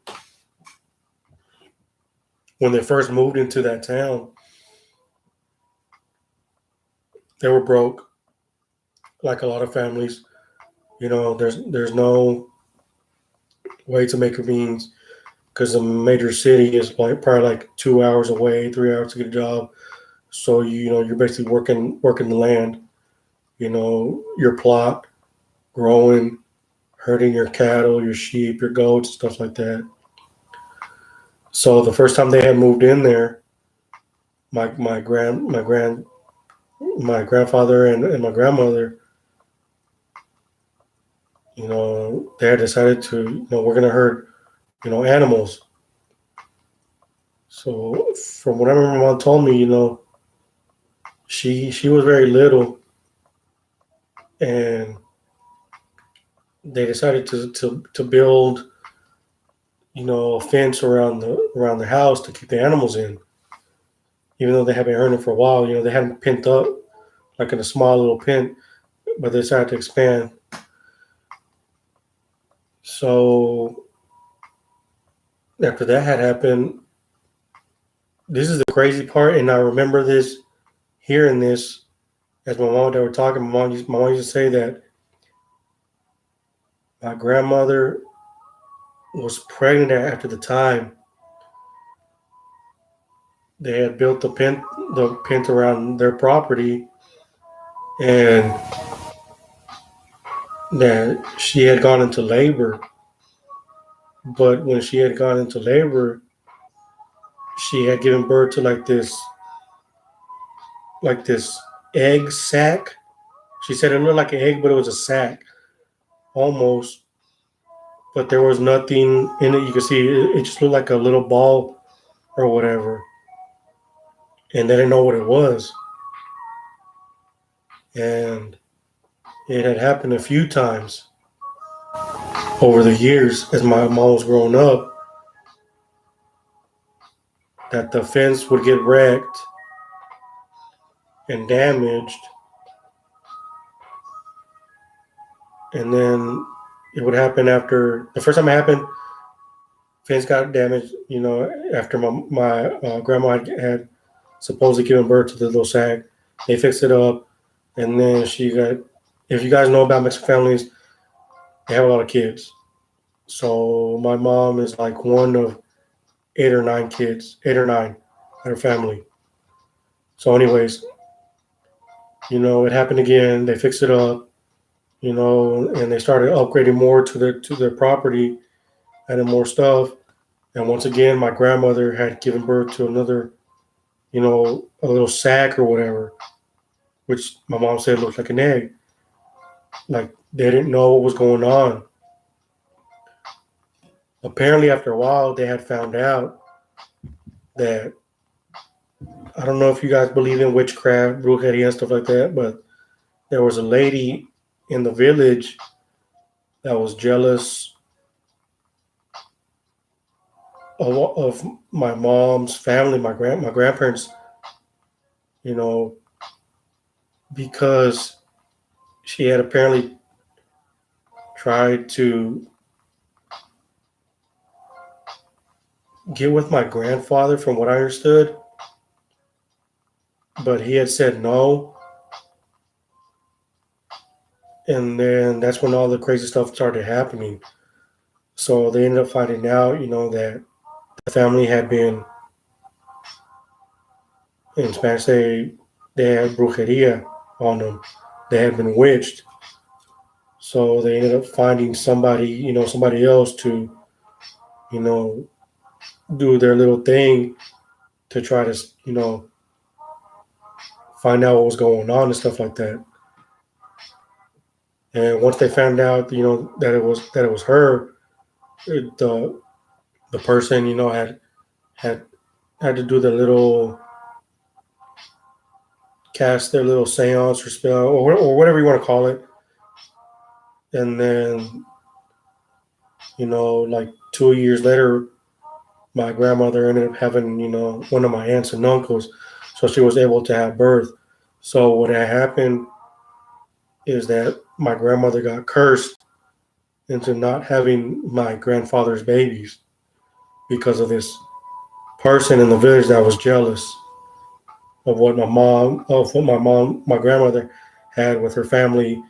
And then because her family wasn't, prospering like our my grandparents were, and building the village and being a big part of the community and stuff like that. When I heard that story, it tripped me out. At that time, I didn't understand it, but it scared me. I was like, oh shit, because I had never been to Mexico at that time. So, kid, you're like, I'm going where, and this stuff is happening. Like, no, take me back to the United States. Stuff like this is happening in the United States, but lo and behold, shit like this happens in the States. It happens everywhere if you believe in witchcraft and and voodoo and all that stuff. But yeah, that's one of the crazy stories I ever heard. Growing up from my mom.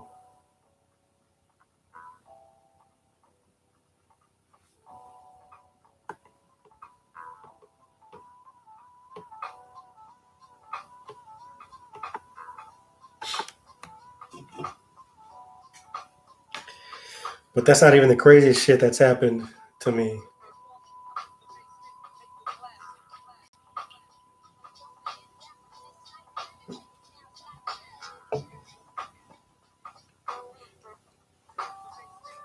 Is Andrew still in here? I know he wanted to hear some scary stories. I hope he's in here.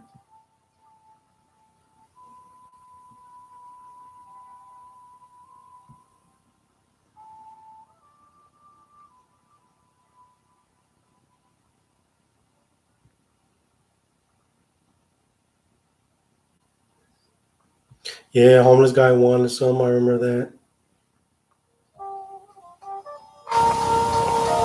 Are you still here, Andrew? Okay, good. I know there's a few of you that wanted me to tell. I know Damon for sure. But yeah, those are some crazy ass stories when I heard when I was younger. Now let's fast forward to later on when I was a little bit older, in my teens. Not in my teens, a little bit after high school.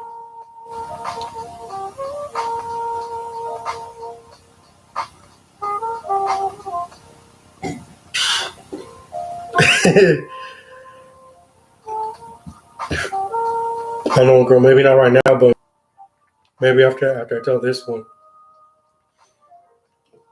Okay, so do y'all know what a succubus is? A succubus?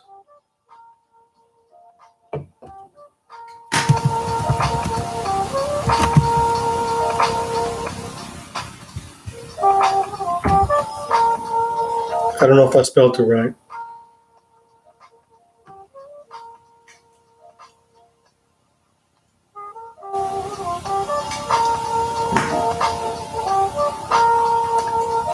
No, girl, no, it's not a plant.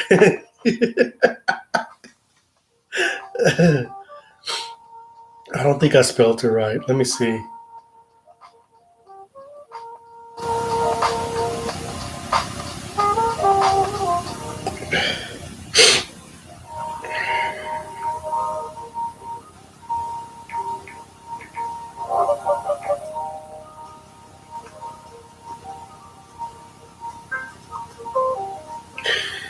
Okay, a succubus is a female demon believed to have sexual intercourse with sleeping men.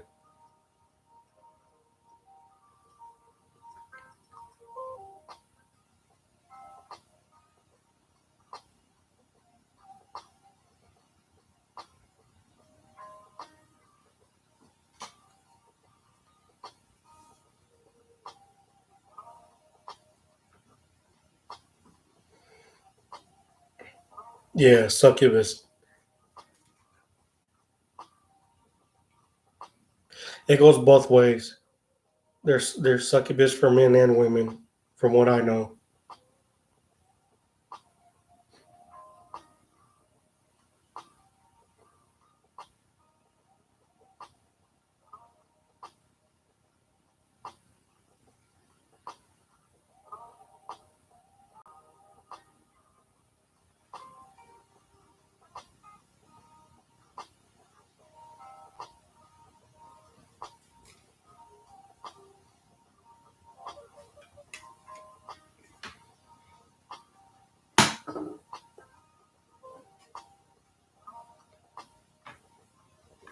Junglist, yes, they can.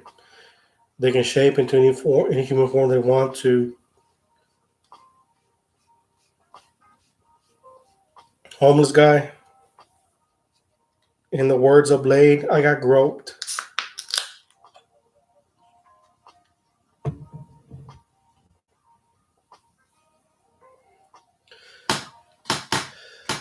But that's not even the bad part.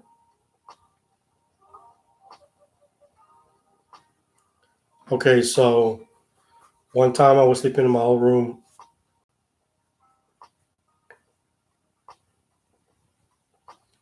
No, homeless. No, there's nothing lucky about it. Nothing lucky about it at all. So, so no, girl. Okay, so anyways, I remember one night going to sleep in my room on my bed, and I was going into a deep sleep, just laying there, I remember myself passing out. Oh, the expression I use.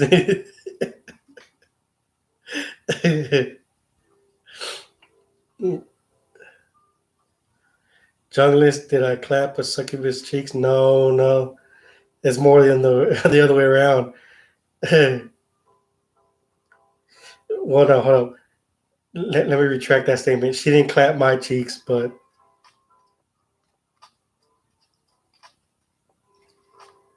she was doing what she was doing. Well, here, let me explain it. Okay, so I was passed out one night, sleeping in my room. Just finally going to bed, crashing out, stuff like that. I finally went to a deep sleep, and then for some reason,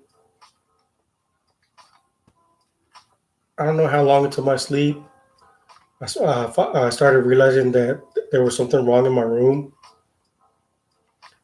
but I felt like there was something in my room with me, watching me. No, no top at all. It wasn't sleep paralysis. I've had sleep paralysis before. This was not sleep paralysis at all. But anyways, like I knew something was off. I felt like somebody was watching me or something. So I kind of shrugged it off. I was tossing and turning, still in deep sleep. I knew I was asleep. And then all of a sudden, I felt like a stronger presence right next to me on my right hand side on the bed. And I could hear movements, like walking movements in my room and stuff like that. So I stayed still in my bed, still asleep. And I'm laying there thinking, like, what the fuck is going on? And as I'm laying there, I start feeling more footsteps, going towards my bed, to the front of my bed, to the foot of my bed, and stuff like that. And then walking, up and down from my right side to my waist. And then all of a sudden, I just feel a deep, hot breath on my neck, like heavy breathing, like really warm breathing on my neck. And that's when I got really fucking scared. And believe me, I know what sleep paralysis is, and I've had it, and this was the only time that this ever happened. And I was like, what, in my sleep, like, what the hell's going on? It wasn't a dream. So I was like, half asleep, you know, and I still kept feeling the heavy breathing on my neck, just breathing and stuff like that. And then I felt something, get on top of me real heavily, put weight on me. And as it did that, I felt pressure on my arms, and then the breathing got heavier around my neck. And at that point, I fucking freaked out because I opened my eye and I didn't see shit.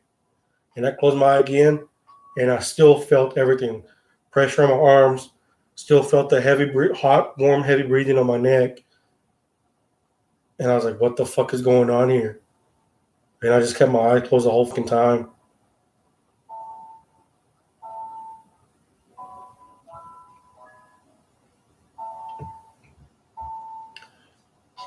And when that was happening, I was like, at that time, I didn't know it was a succubus. Later on, I found out. So, of course,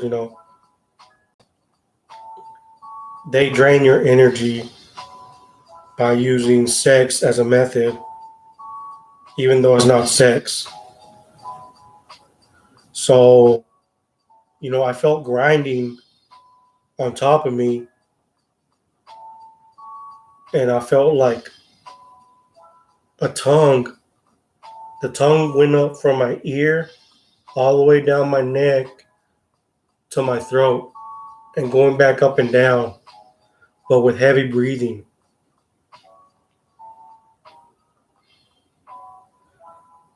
I was scared shitless because at that time, I didn't know what the fuck was going on.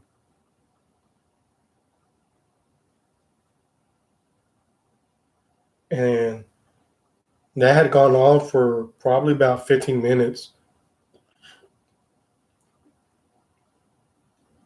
Like, I didn't want to, well, I'm not gonna say I didn't want to, I didn't move or fight because I was scared. Even though in my mind or in my body knew what was going on. I'm not gonna deny that. But my mind was like, what the hell's going on? My eyes were like, what is, I had no clue what was actually going on. So, after that happened, I felt, the body move off of me, and I felt the heavy breathing stop or whatever, gone away. So, that had happened a couple times. Not the whole succubus, but I've had, started having other presence of other beings in my room looking at me, and I would hear whispers and talking, and I would feel like people, press up to my head looking at me. Who's Dylan Murphy?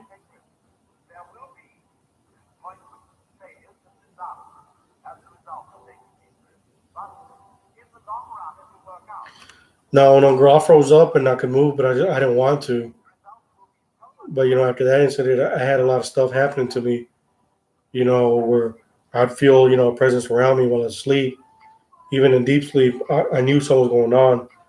So I ended up telling my mom about it. Like I told her, like, hey, I started, you know, I've been having trouble sleeping, and I think, there's been kind of weird things going on. Things have been happening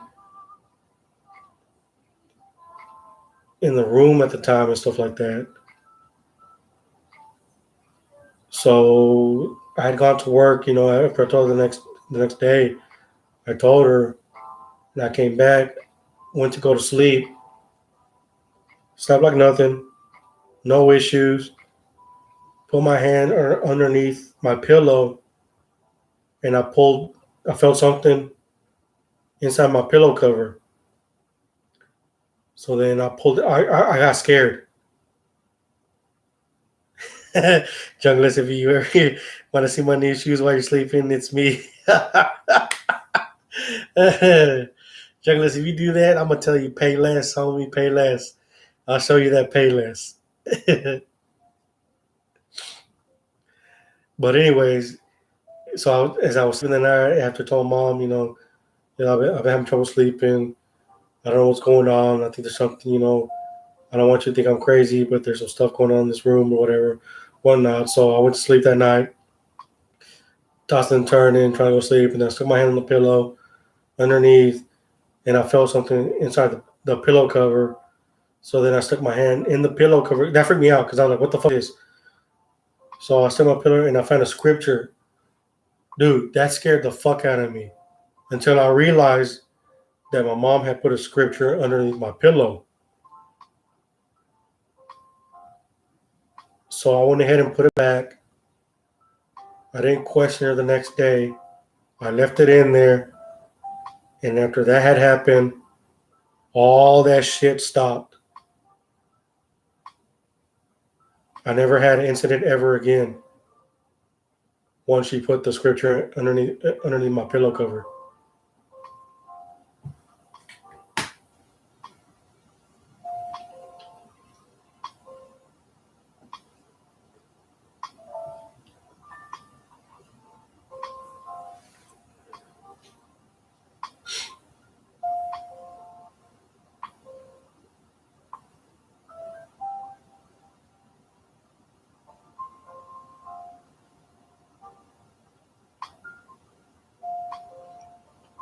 But yeah, as far as sleep paralysis, I've had that since I was in high school. Yeah, I've dealt with sleep paralysis since high school. And that shit is not fun, especially when you don't know what's going on. It took me until my mid adult life to realize what sleep paralysis was, and that you can control it and stop it before it happens. What happened to me at that time was not sleep paralysis, that's for damn sure.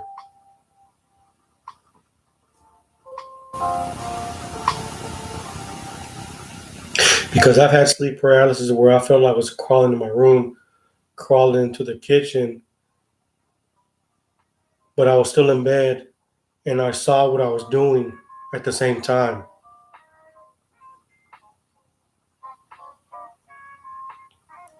When my mom would go into work, I'd hear in the kitchen and my sleep paralysis would still happen. And I would be crawling in my sleep paralysis. I would see myself, crawl into the kitchen to go get her to help me out. Or during some sleep paralysis, I would hit the wall to wake myself up. And in my sleep, I would see that, but I could feel myself hitting the wall to wake myself up, or I'd make some sort of noise and stuff like that. Yeah, when you have really bad sleep paralysis, you end up hurting yourself. Thank God I don't go through that anymore.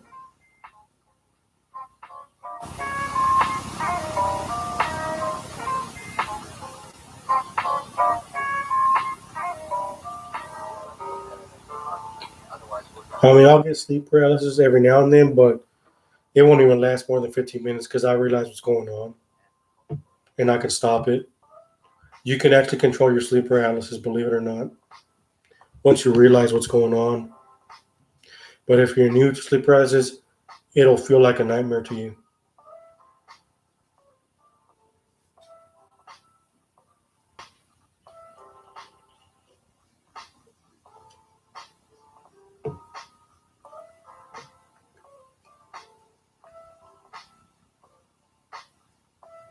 Oh, junglist. Yeah, when you really go through it, like the first time, it's a fucking trip. It is a mind trip because you're like half asleep. Same thing that I went through the succubus, but you know what's happening, and it's almost like they say it's like almost an astral projection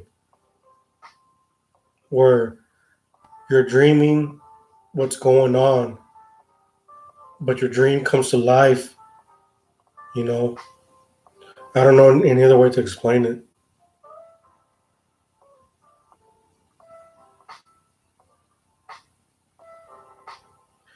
Have you ever had an experience that you were sleeping, but you could see yourself, but there was something watching your sleeping body?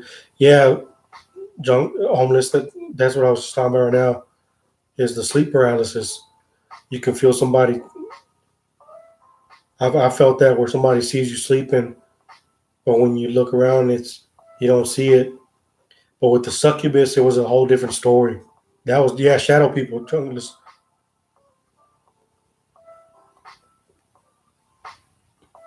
Andrew, yes, you wake up at the last phase of REM sleep.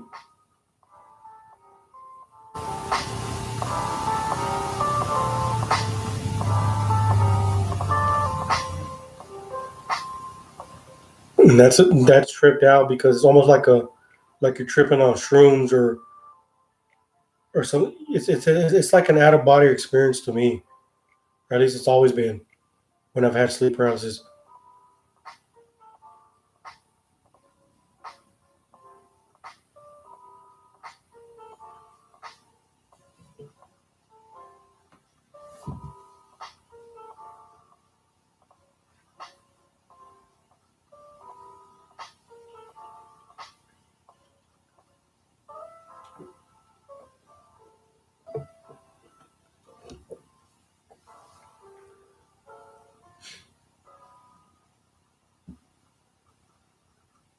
But yeah,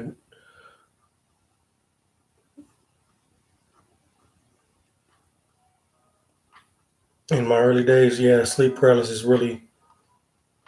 Yeah, I never slept good through the nights, and I had a lot of bruises. And it also didn't help because I'm right-handed, and as crazy as it sounds, I sleep on my bed, um, not from head to headboard, but feet to headboard and the other side. because I don't like sleeping on my right side, on my left hand side. I like sleeping on the right hand side and having a wall next to me on my right hand side. And that's all because of my sleep paralysis. So I can, if something happens, I can, hit the wall and wake myself up. Even to this day, I still sleep like that, upside down on the bed, right arm up against the wall.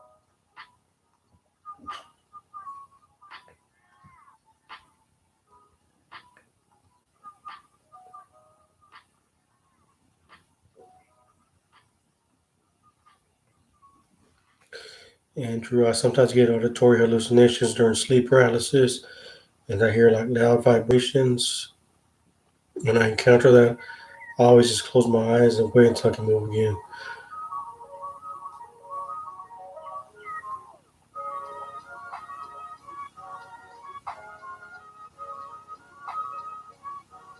Oh no, girl, not me. I don't want to see the door because that's where they come in. I want to be facing the wall so I can't see shit, and I want to face the wall to hit it and alert whatever's around me. That's why I do it. And Andrew, I've never had auditory hallucinations.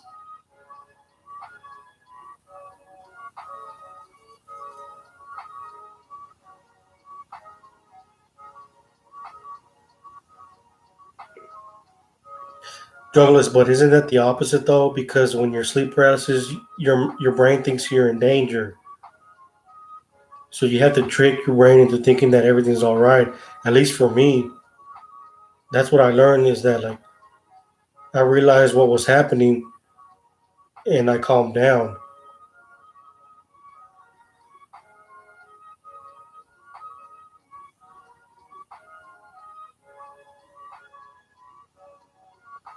Homeless guy, I have a closet in my room and sometimes out of nowhere it swings open. This is not a joke. Reference my name. I have it boarded up.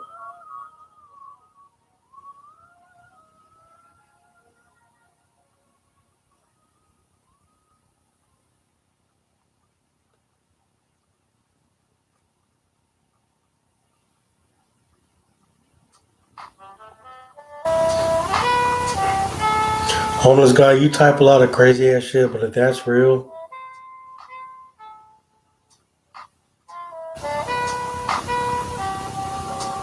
you might have to get somebody to exercise your house.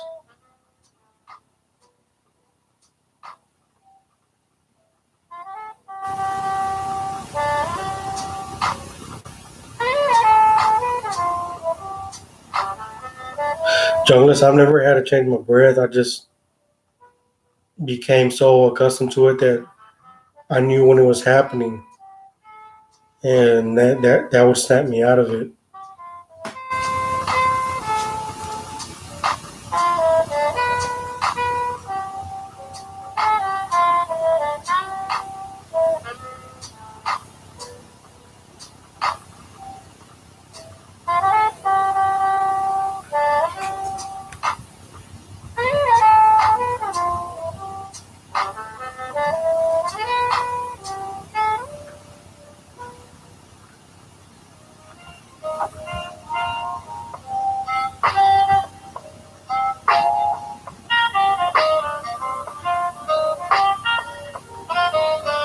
It's real, homeless guy. Yeah, you, Andrew. That's what I am like too. I try to calm myself down whenever I feel like I'm in danger during it. I hallucinate and see some scary shit. Yeah, once you realize that what your sleep paralysis or when it activates or is happening, your body doesn't experience it like it used to, and you can control it.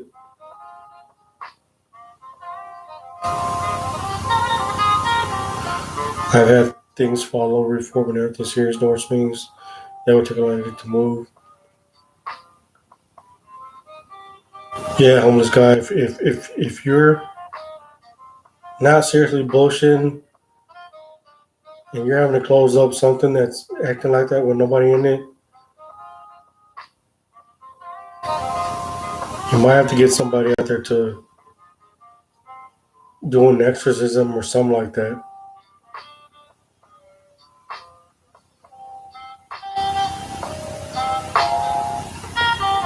Or depending on what you are, as far as race wise.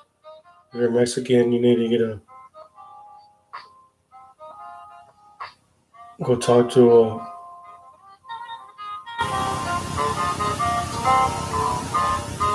a brujo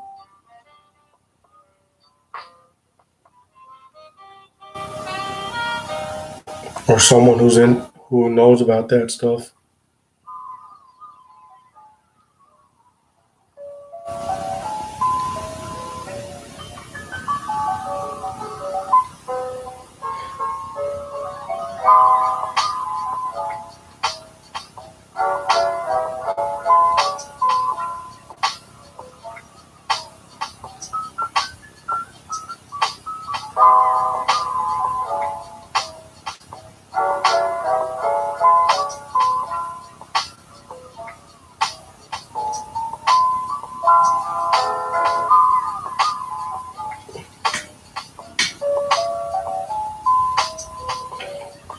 Andrew Palmer used a Ouija board at college.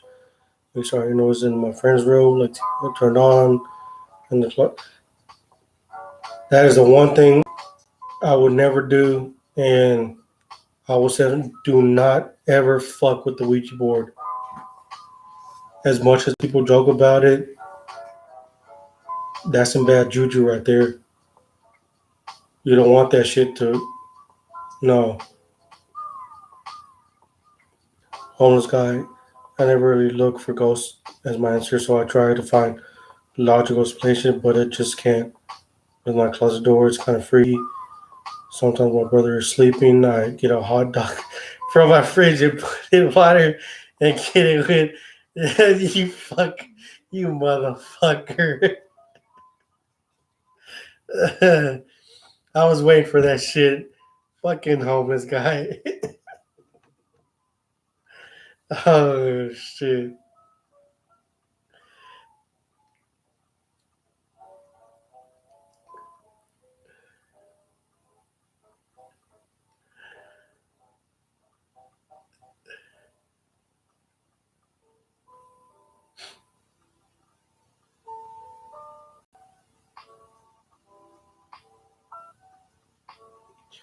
No shit, Andrew. The Conjuring House? Oh hell no. Did you know beforehand that it was the Conjuring House when you fucked around with the Ouija board? And homeless guy. You motherfucker. all that set up for the joke. I gotta go piss.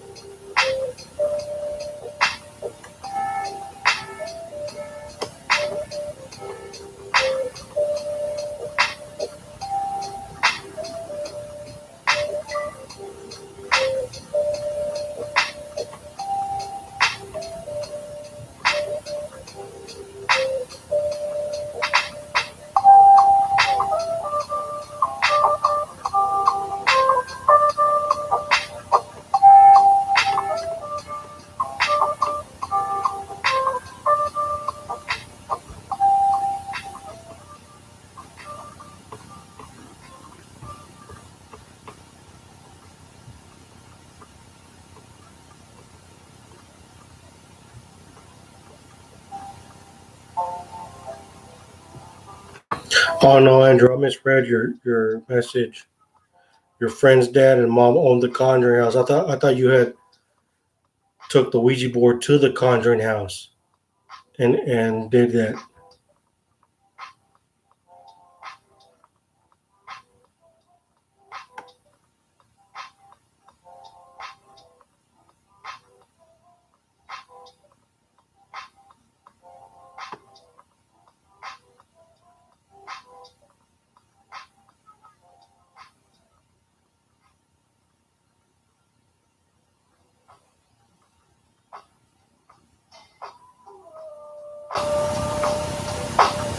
I know, girl. I would go to places like that were like the Conjuring house. I definitely would.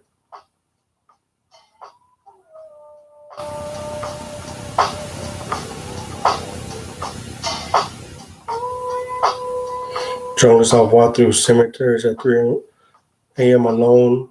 Never had a paranormal experience.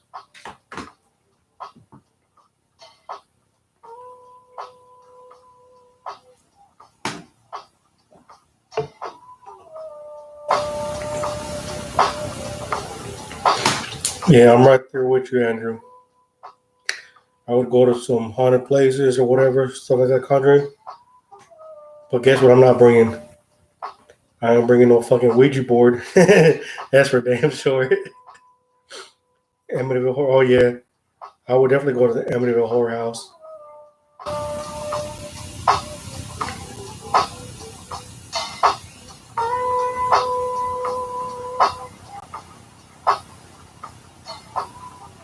West, north, south, north, south.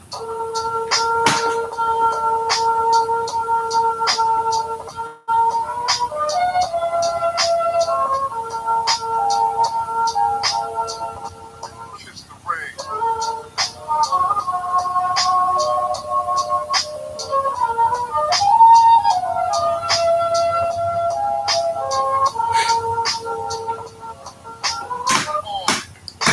Checking my $2 crypto on Litecoin. We were up 207. We're down 204. Homeless guy. Another time, my brother was sleeping, and I stood in the doorway, staring at him until he woke up. He finally woke up and saw me and screamed. Got in trouble. Homeless guy. I'm not gonna take you seriously after tonight. After your statement, after what you said earlier. What do you say? Sometimes when my brother is sleeping, I get a hot dog from my fridge and I put it in water to get it wet and slap it on his face. Yeah, homeless guy, I can't take you seriously after that anymore.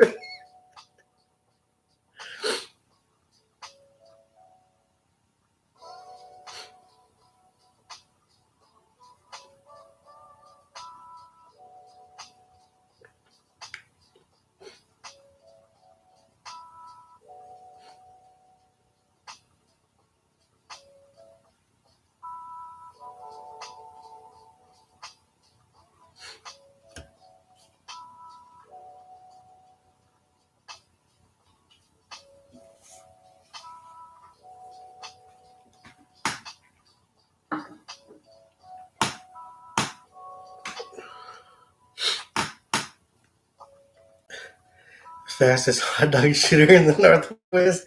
That's right, junglist. That's homeless guy. Slapping weenies everywhere.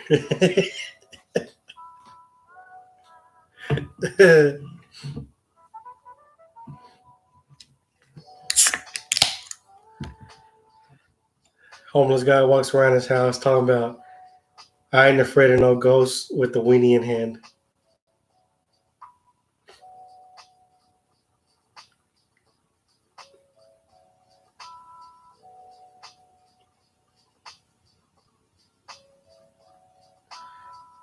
I know, girl. I'm glad you like these chill streams.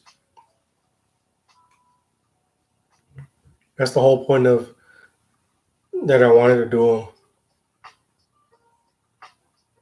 And I know the other night when I was messing around with the commands and everything, there were still a few people in chat just talking, just talking and just shooting the shit.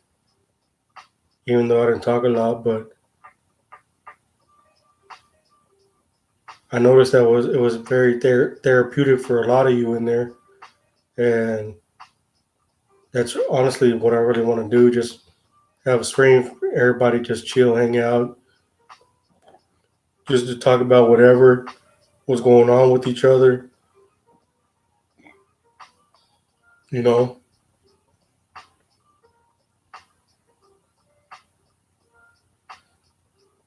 there's no judgment here on my channel.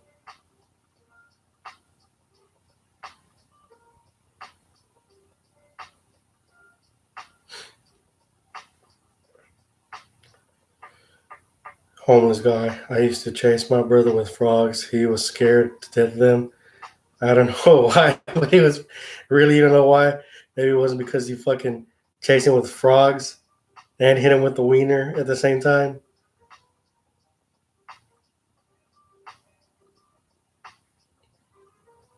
Fucking homeless guy, you're a trip.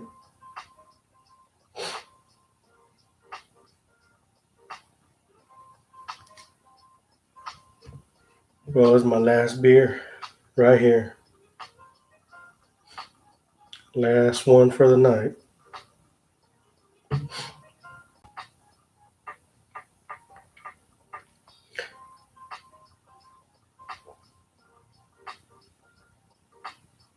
Yeah, I like that you guys like to come and, and chit chat, shoot the shit.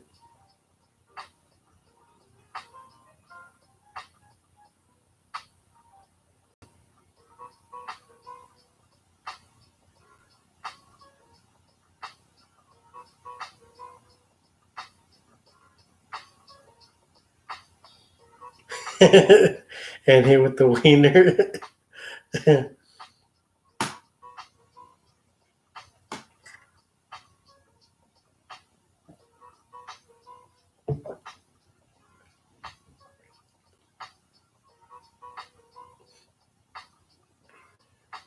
He had it coming.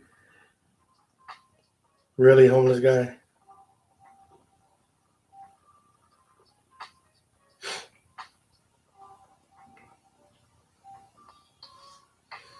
No, but seriously, I love that you guys come on here and hang out. You know, even though y'all could be doing something else, and we're just here, just chilling, having a good time.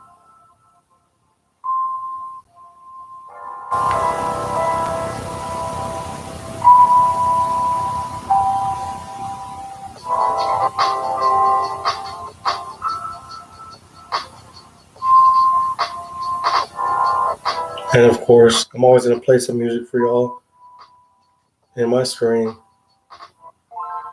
as long as it's not loud. If it's loud, you guys always tell me, and I'll turn it down, or you know.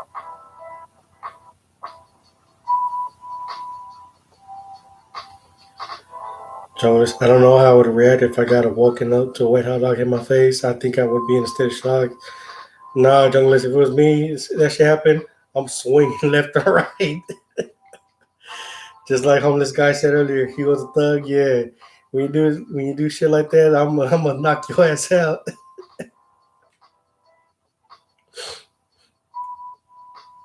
I got blunts handed to me while asleep, but never a wet hot dog. Shit. Hopefully you never do, junglist. Hopefully you never do.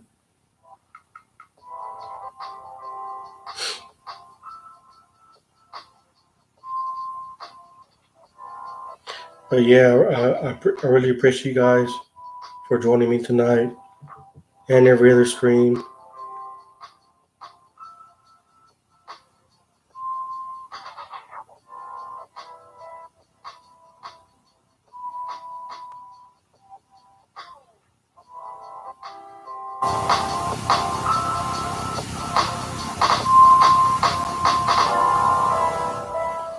And longer I was doing for dinner. I was cleaning up while I was listening to something in the background, but seeing you went live, so come on here to watch and chat. It's all good and on, girl.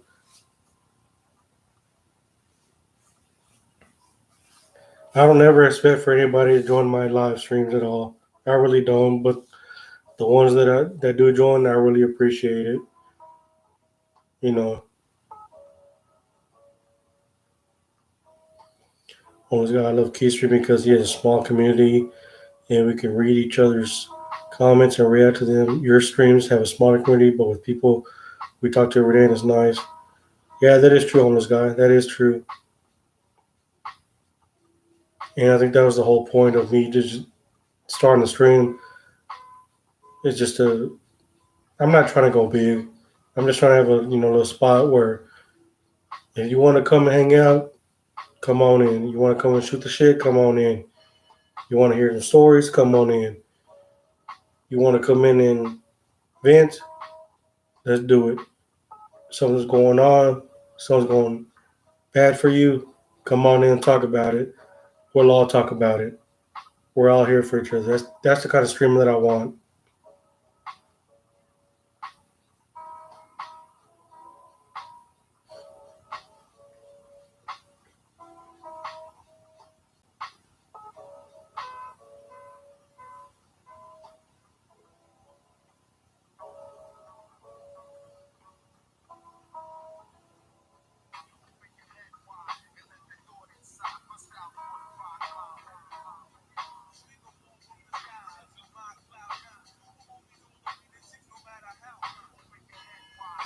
No, no, girl, y'all appreciate me going live.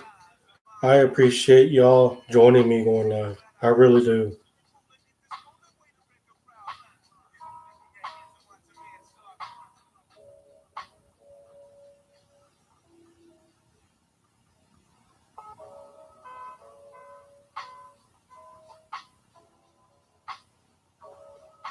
Homeless guy, don't even do it. Remember the story about me find my brother? You might get some of these thrown at you. So don't do it. Stay in that closet.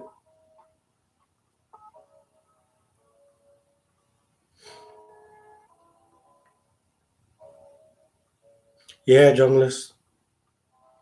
Streams are chilling with the homies and just talking. Yeah, that's what I honestly that's what I want it to be. Where people just come in here. You having a bad night? Come on in. Let's talk about it. You chilling, hanging out. You got nothing else to do? Come on in. Join the homies. We're all chilling, just hanging out, shooting the shit. We're gonna be up, for the late night hours.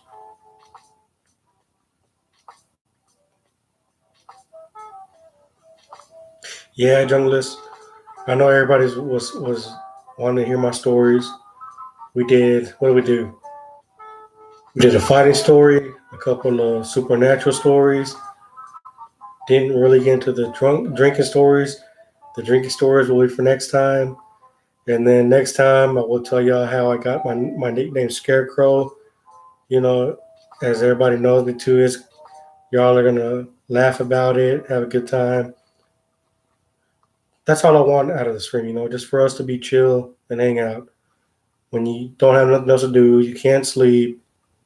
You're wide awake. You don't want to watch TV. Jump on into the channel. To my what did my thumbnail say? Did y'all see my thumbnail I put up to the late night chill?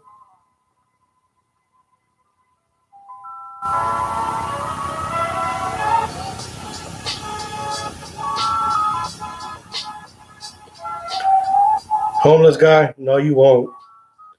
You ain't gonna be clapping or nothing. That's for damn sure.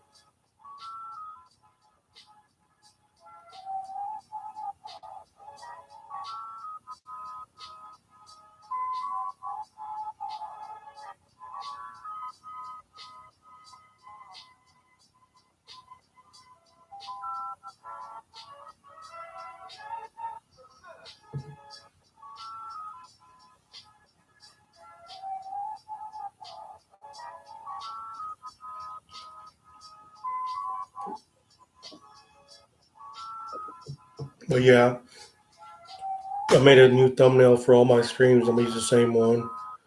I don't know if you guys can see it at all when you guys came into the live stream.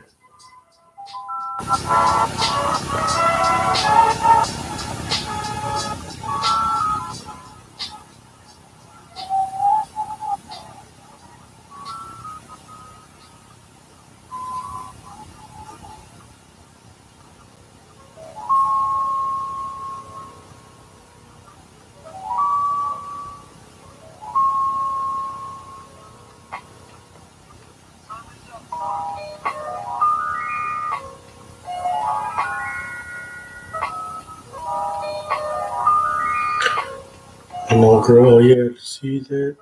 Come in the waiting room, no let her look at thumbnails notifications. Yeah, I figured I should put up like a little picture or whatever instead of the camera.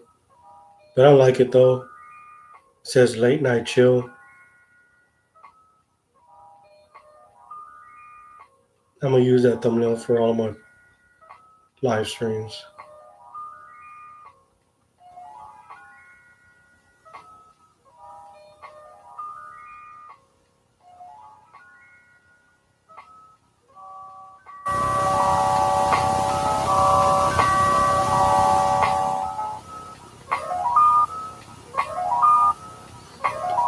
Homeless guy. See my profile. That old guy is holding his teeth. Oh, still stuff those in your mouth. No, you won't, homeless guy. No, you won't. You know why?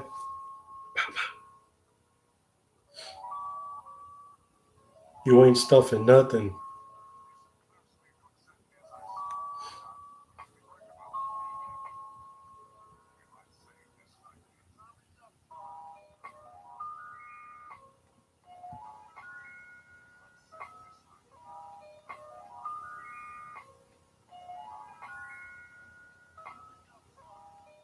Junglist, you see my cool.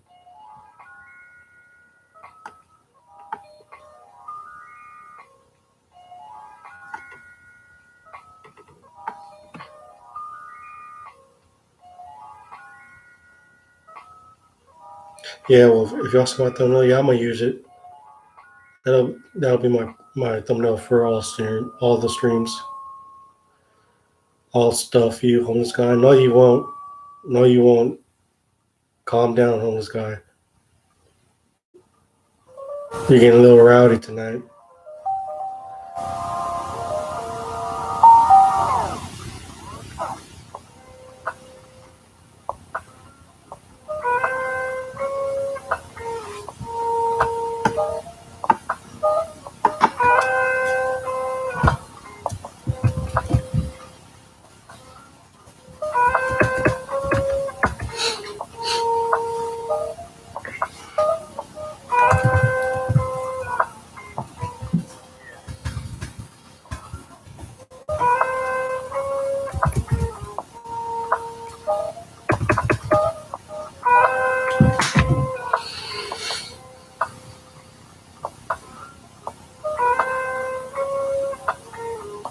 Junglist, he would box you and throw you out the window. Homeless guy. Yeah, he would, but it would be worth it.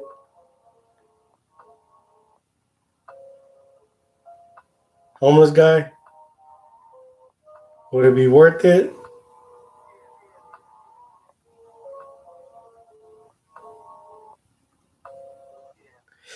Yeah, if you're trying to stuff shit into me, it's gonna be worth it for me to knock your ass out the window.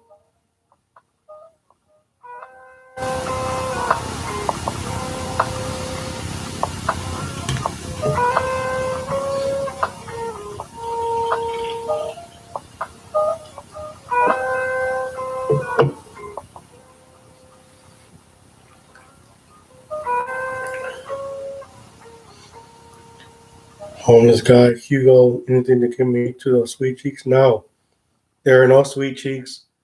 There's no hugging. There's nothing. You can go do that. with Plunger or Ken Young? No, with me.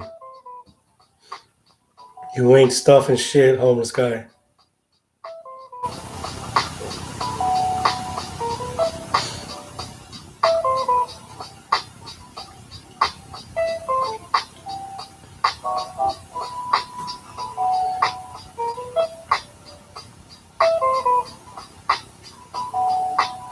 Okay, so for those of you left in chat, I got one serious question.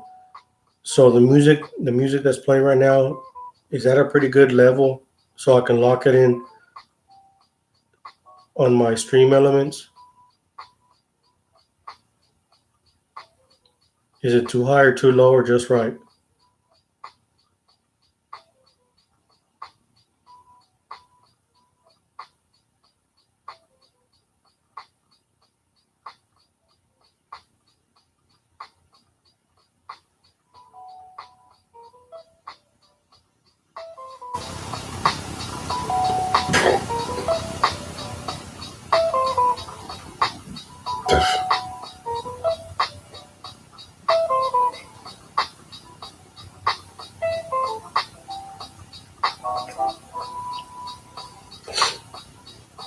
Homeless guy, you ain't stuffing nothing.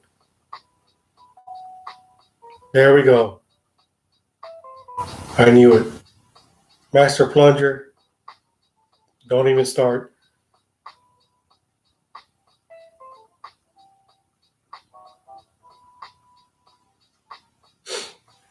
Jonas, it's low, but sometimes the master audio gets loud randomly. It gets louder when I don't talk through the mic, but I have the volume turned down on desktop.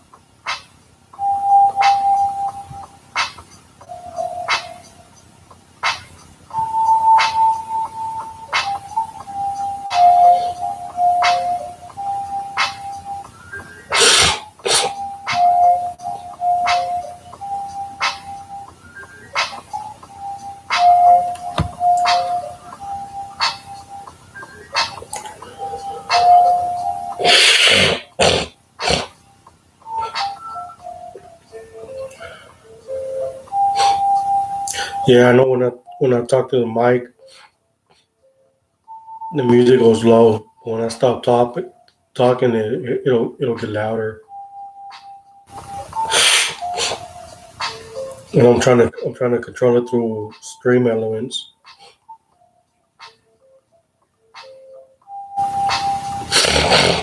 I might have to fix that through the actual mic control on my laptop.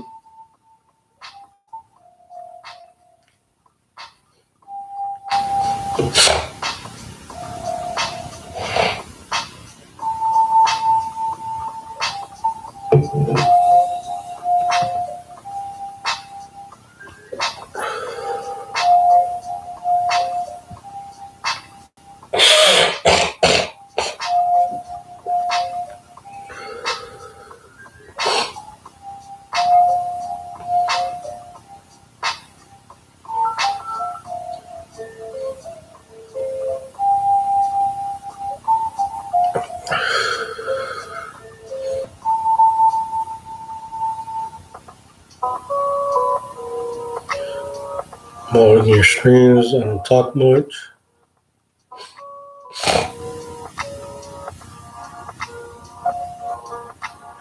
All right, Andrew. You have a good night, homie.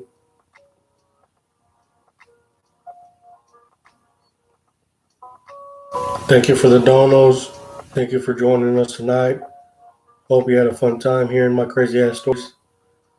Don't worry, we still got my drunk stories to go through and a whole lot of other bullshit. Appreciate you, homie.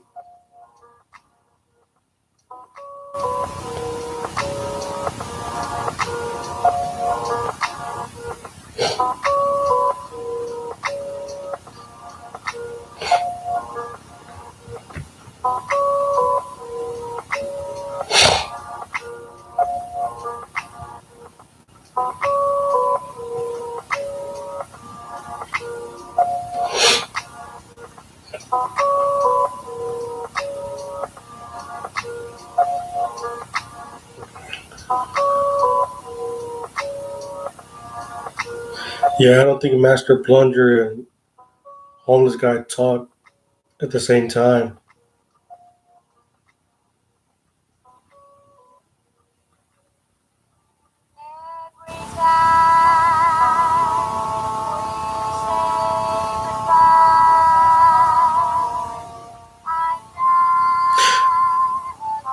Do y'all like the music that I play on stream?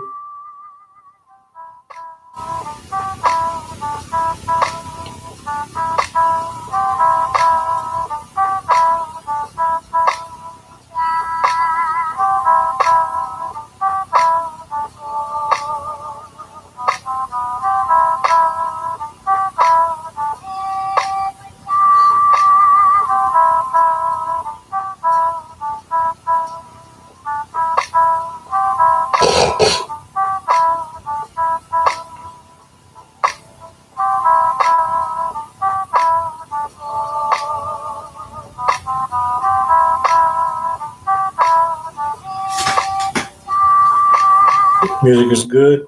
Cool. I'll change it up every stream though. I like it. I like a lot of lo-fi music, but if you guys want something else to listen to during the stream, just let me know. I'll put it on. I don't care about copyright strike or anything like that. When an old girl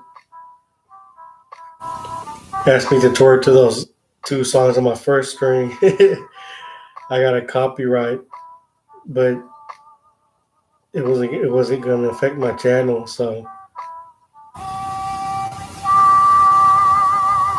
if at any time during the stream y'all want to listen to something else, just let me know. I'll put it on.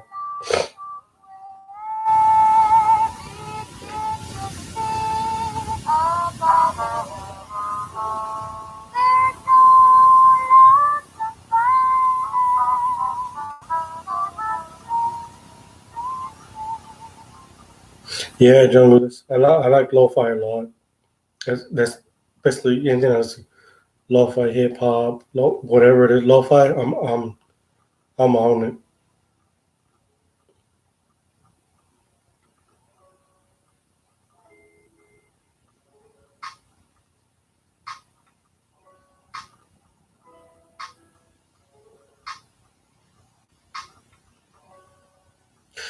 Yeah, they did on Nobel, but it didn't affect my channel though because I'm not monetized.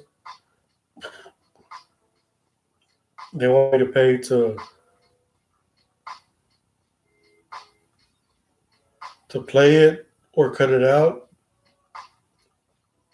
But before I got that message, I watched the stream two times. That first stream, and the songs played all right. No, I'm not taking music out. I'm not trying to be monetized. So that's what I'm saying is if you, anytime y'all want me to listen to a song, I'm gonna play it. All they do is just say that I won't be monetized.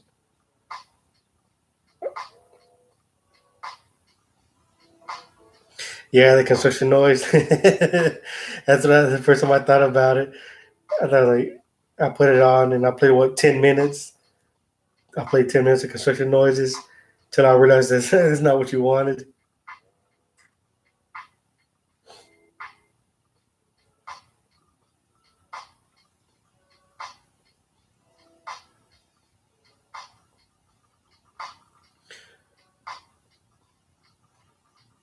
Homeless guy, you're master plunger. So what's your main on? Because it's not homeless guy. So are you Ken Young?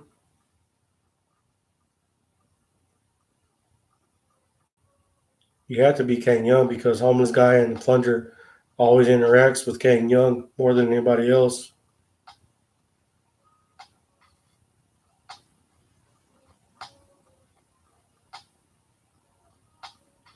Yeah, some music you can play and it will copyright some songs get blocked and take down the whole thing. But I knew since Keith and John played it. No, yeah, I could play it too. On No Girl. It's just if I was monetized, I had to pay for it. I would have had to pay for the rights to it to play it, or I could cut out that section. But since I'm not, I just told YouTube, "Fuck you," and just left it as it was. So it's still there.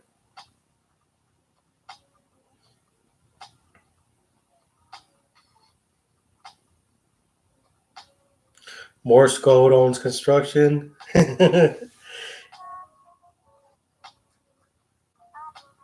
Yeah, Douglas, but I made the mistake thinking that an old girl wanted construction, so I played that by accident.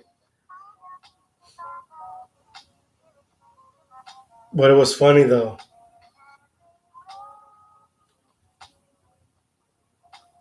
And then what's even more funnier is that Damon clipped my screen 3 times on my first stream. So I was like, shit, hell yeah, Damon clipped me. And then the little girl said, don't forget about 3 hours into the stream, we heard construction noises.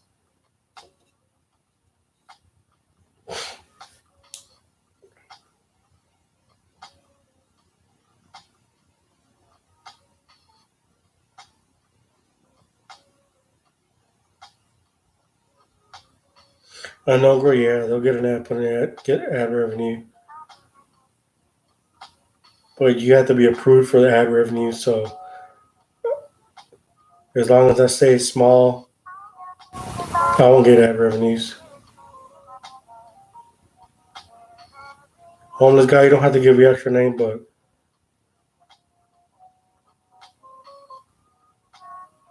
we know we have an alt, so it's all good. Just don't be stupid with it.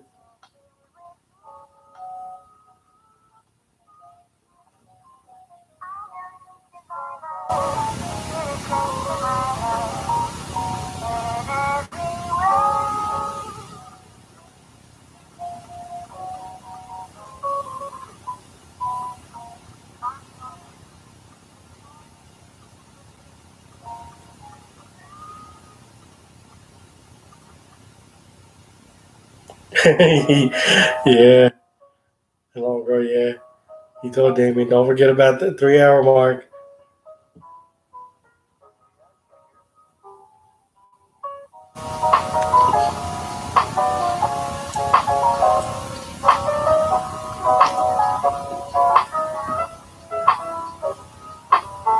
Homeless guy name is probably Jared or Chris.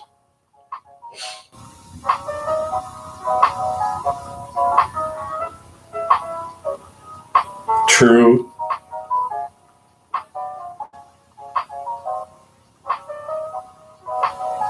Douglas, you are not too far off.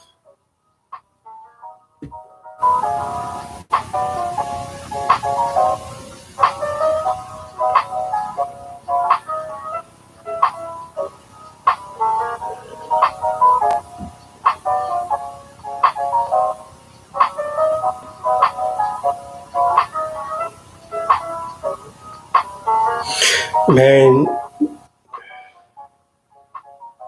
James. So he's not James Charles.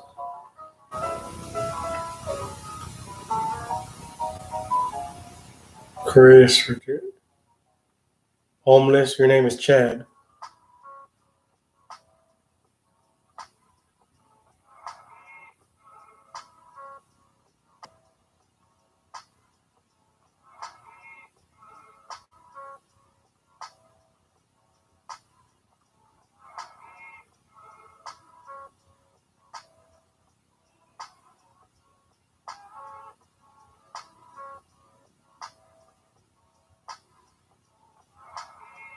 Junglist. These nuts in your closet.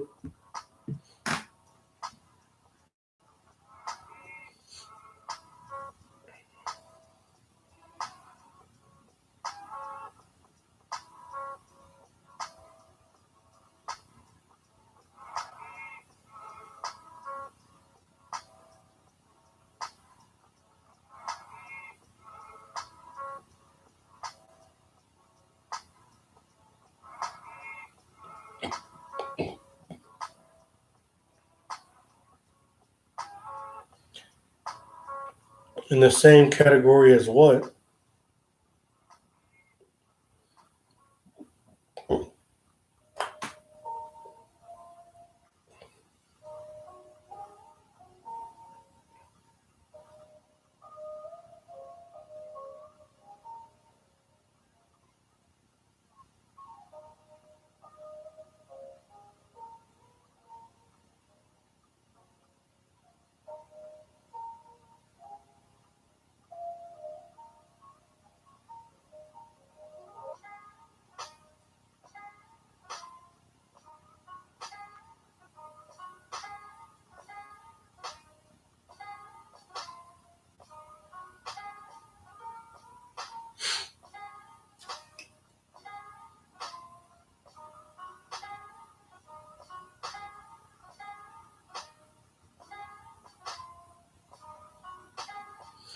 The category could be anything.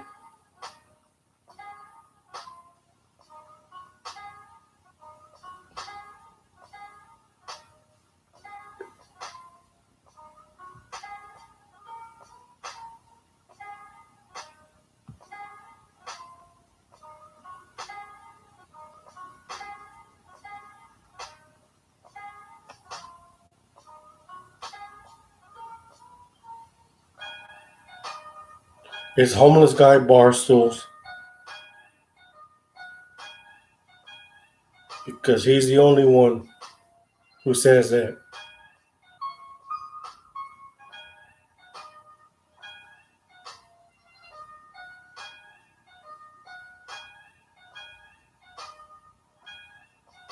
You know what I'm saying, right or no, girl? He's the only one that says that.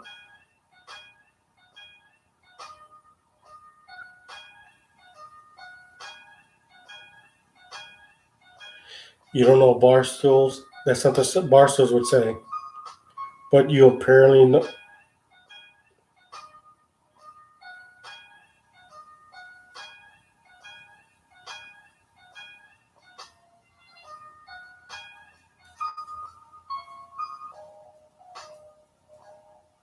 All right, homeless guy, then who are you? And how do you know unknown girl?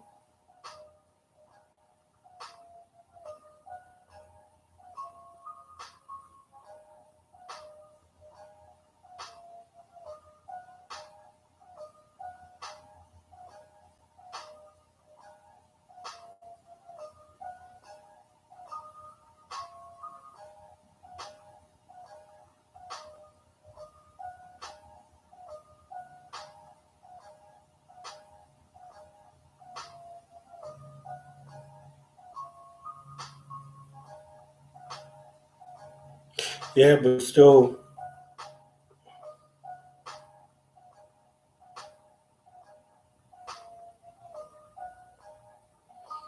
I know when a girl from asking random people for hair in Keith's stream, she was the first to talk to me.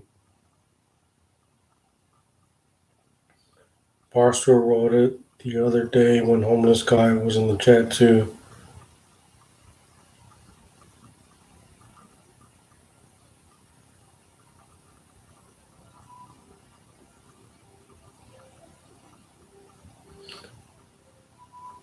I know, girl, we all talk to him, but still.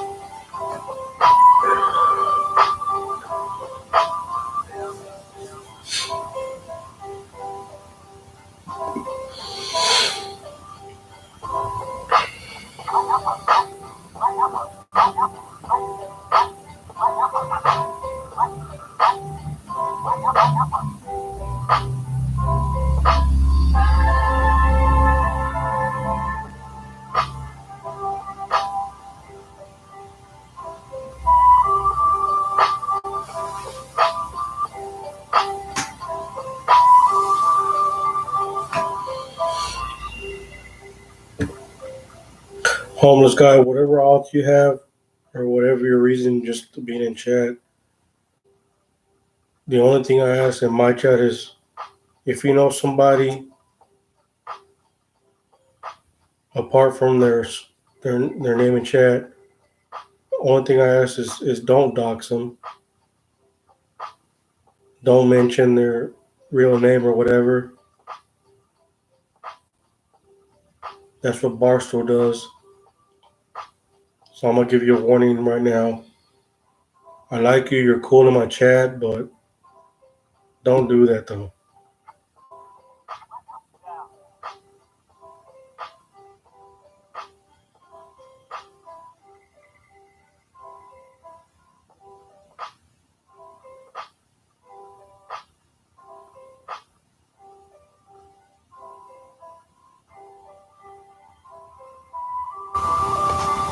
My real name is Devin, and the only accounts I have homeless guy and pleasure dude. Hugo, I got you. I won't do it to people. That's the only thing I ask. If for some reason that anybody in my chat finds out the real names of people that are, in my chat, I'm not gonna. I'm not down for that for the doxing.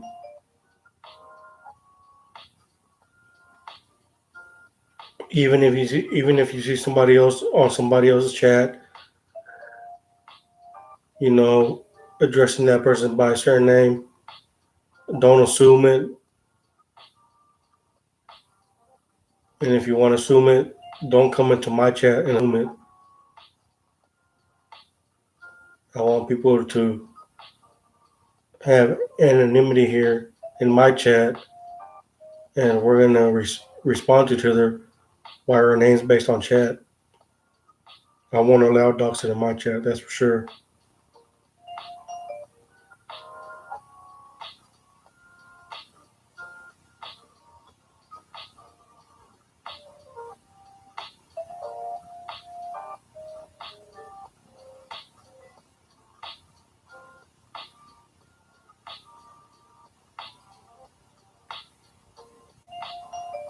Yeah, junglers.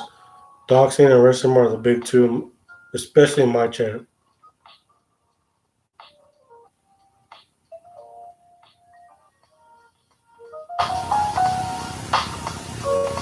For me, it doesn't even have to be doxing with an address. It could be doxing your real name and your chat name is different.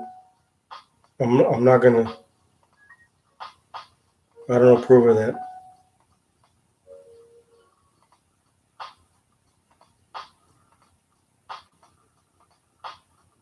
I know, girl. I'm just saying. Just let anybody know. Whoever's. There's only like four of us in chat, but still, I'm just gonna say it right now, and y'all can spread the word out. I'm not gonna have that in my chat.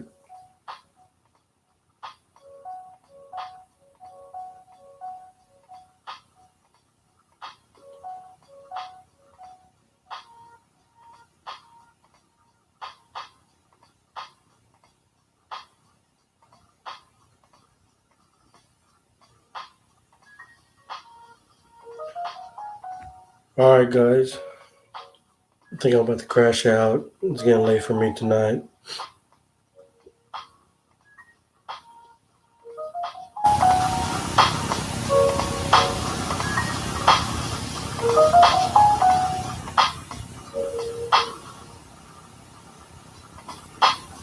Hopefully, y'all had a good chill night tonight. It was good for.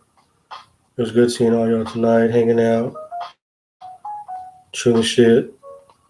And like I said, my channel is always gonna be open for anybody who wants to come in here and vent. You got something bad going on? Let's talk about it. Some tragedy happened to you? Come on down with the homies. Come on, enjoy the Late Night Chill Lounge. We got you.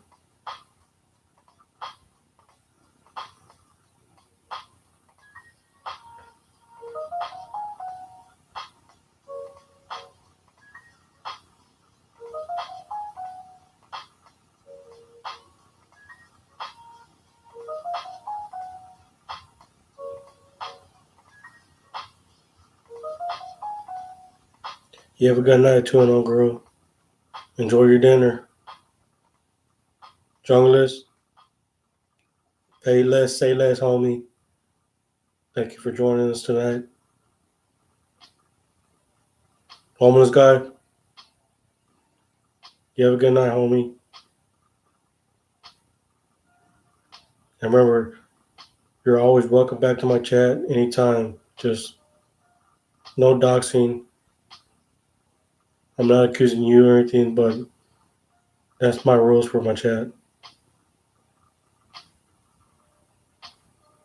No, homeless guy, I'm not gonna dream of you. I'm not dreaming of you, homeless guy. Junglist, everyone check your closet. Any hot dogs you're missing, right?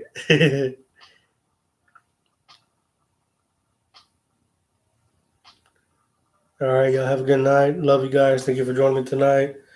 And I will see y'all until the next time. And next time we meet up, I will tell y'all some crazy ass drunk stories from my early days. If y'all like my scary paranormal stories tonight, my drunk stories are even more crazy and more funny. So I will see y'all till next time, okay? Love you guys. Bye.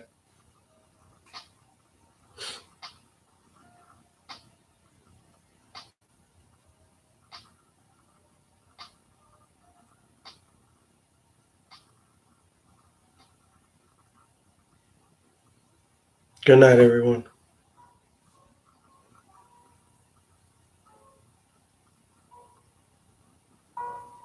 Love you guys.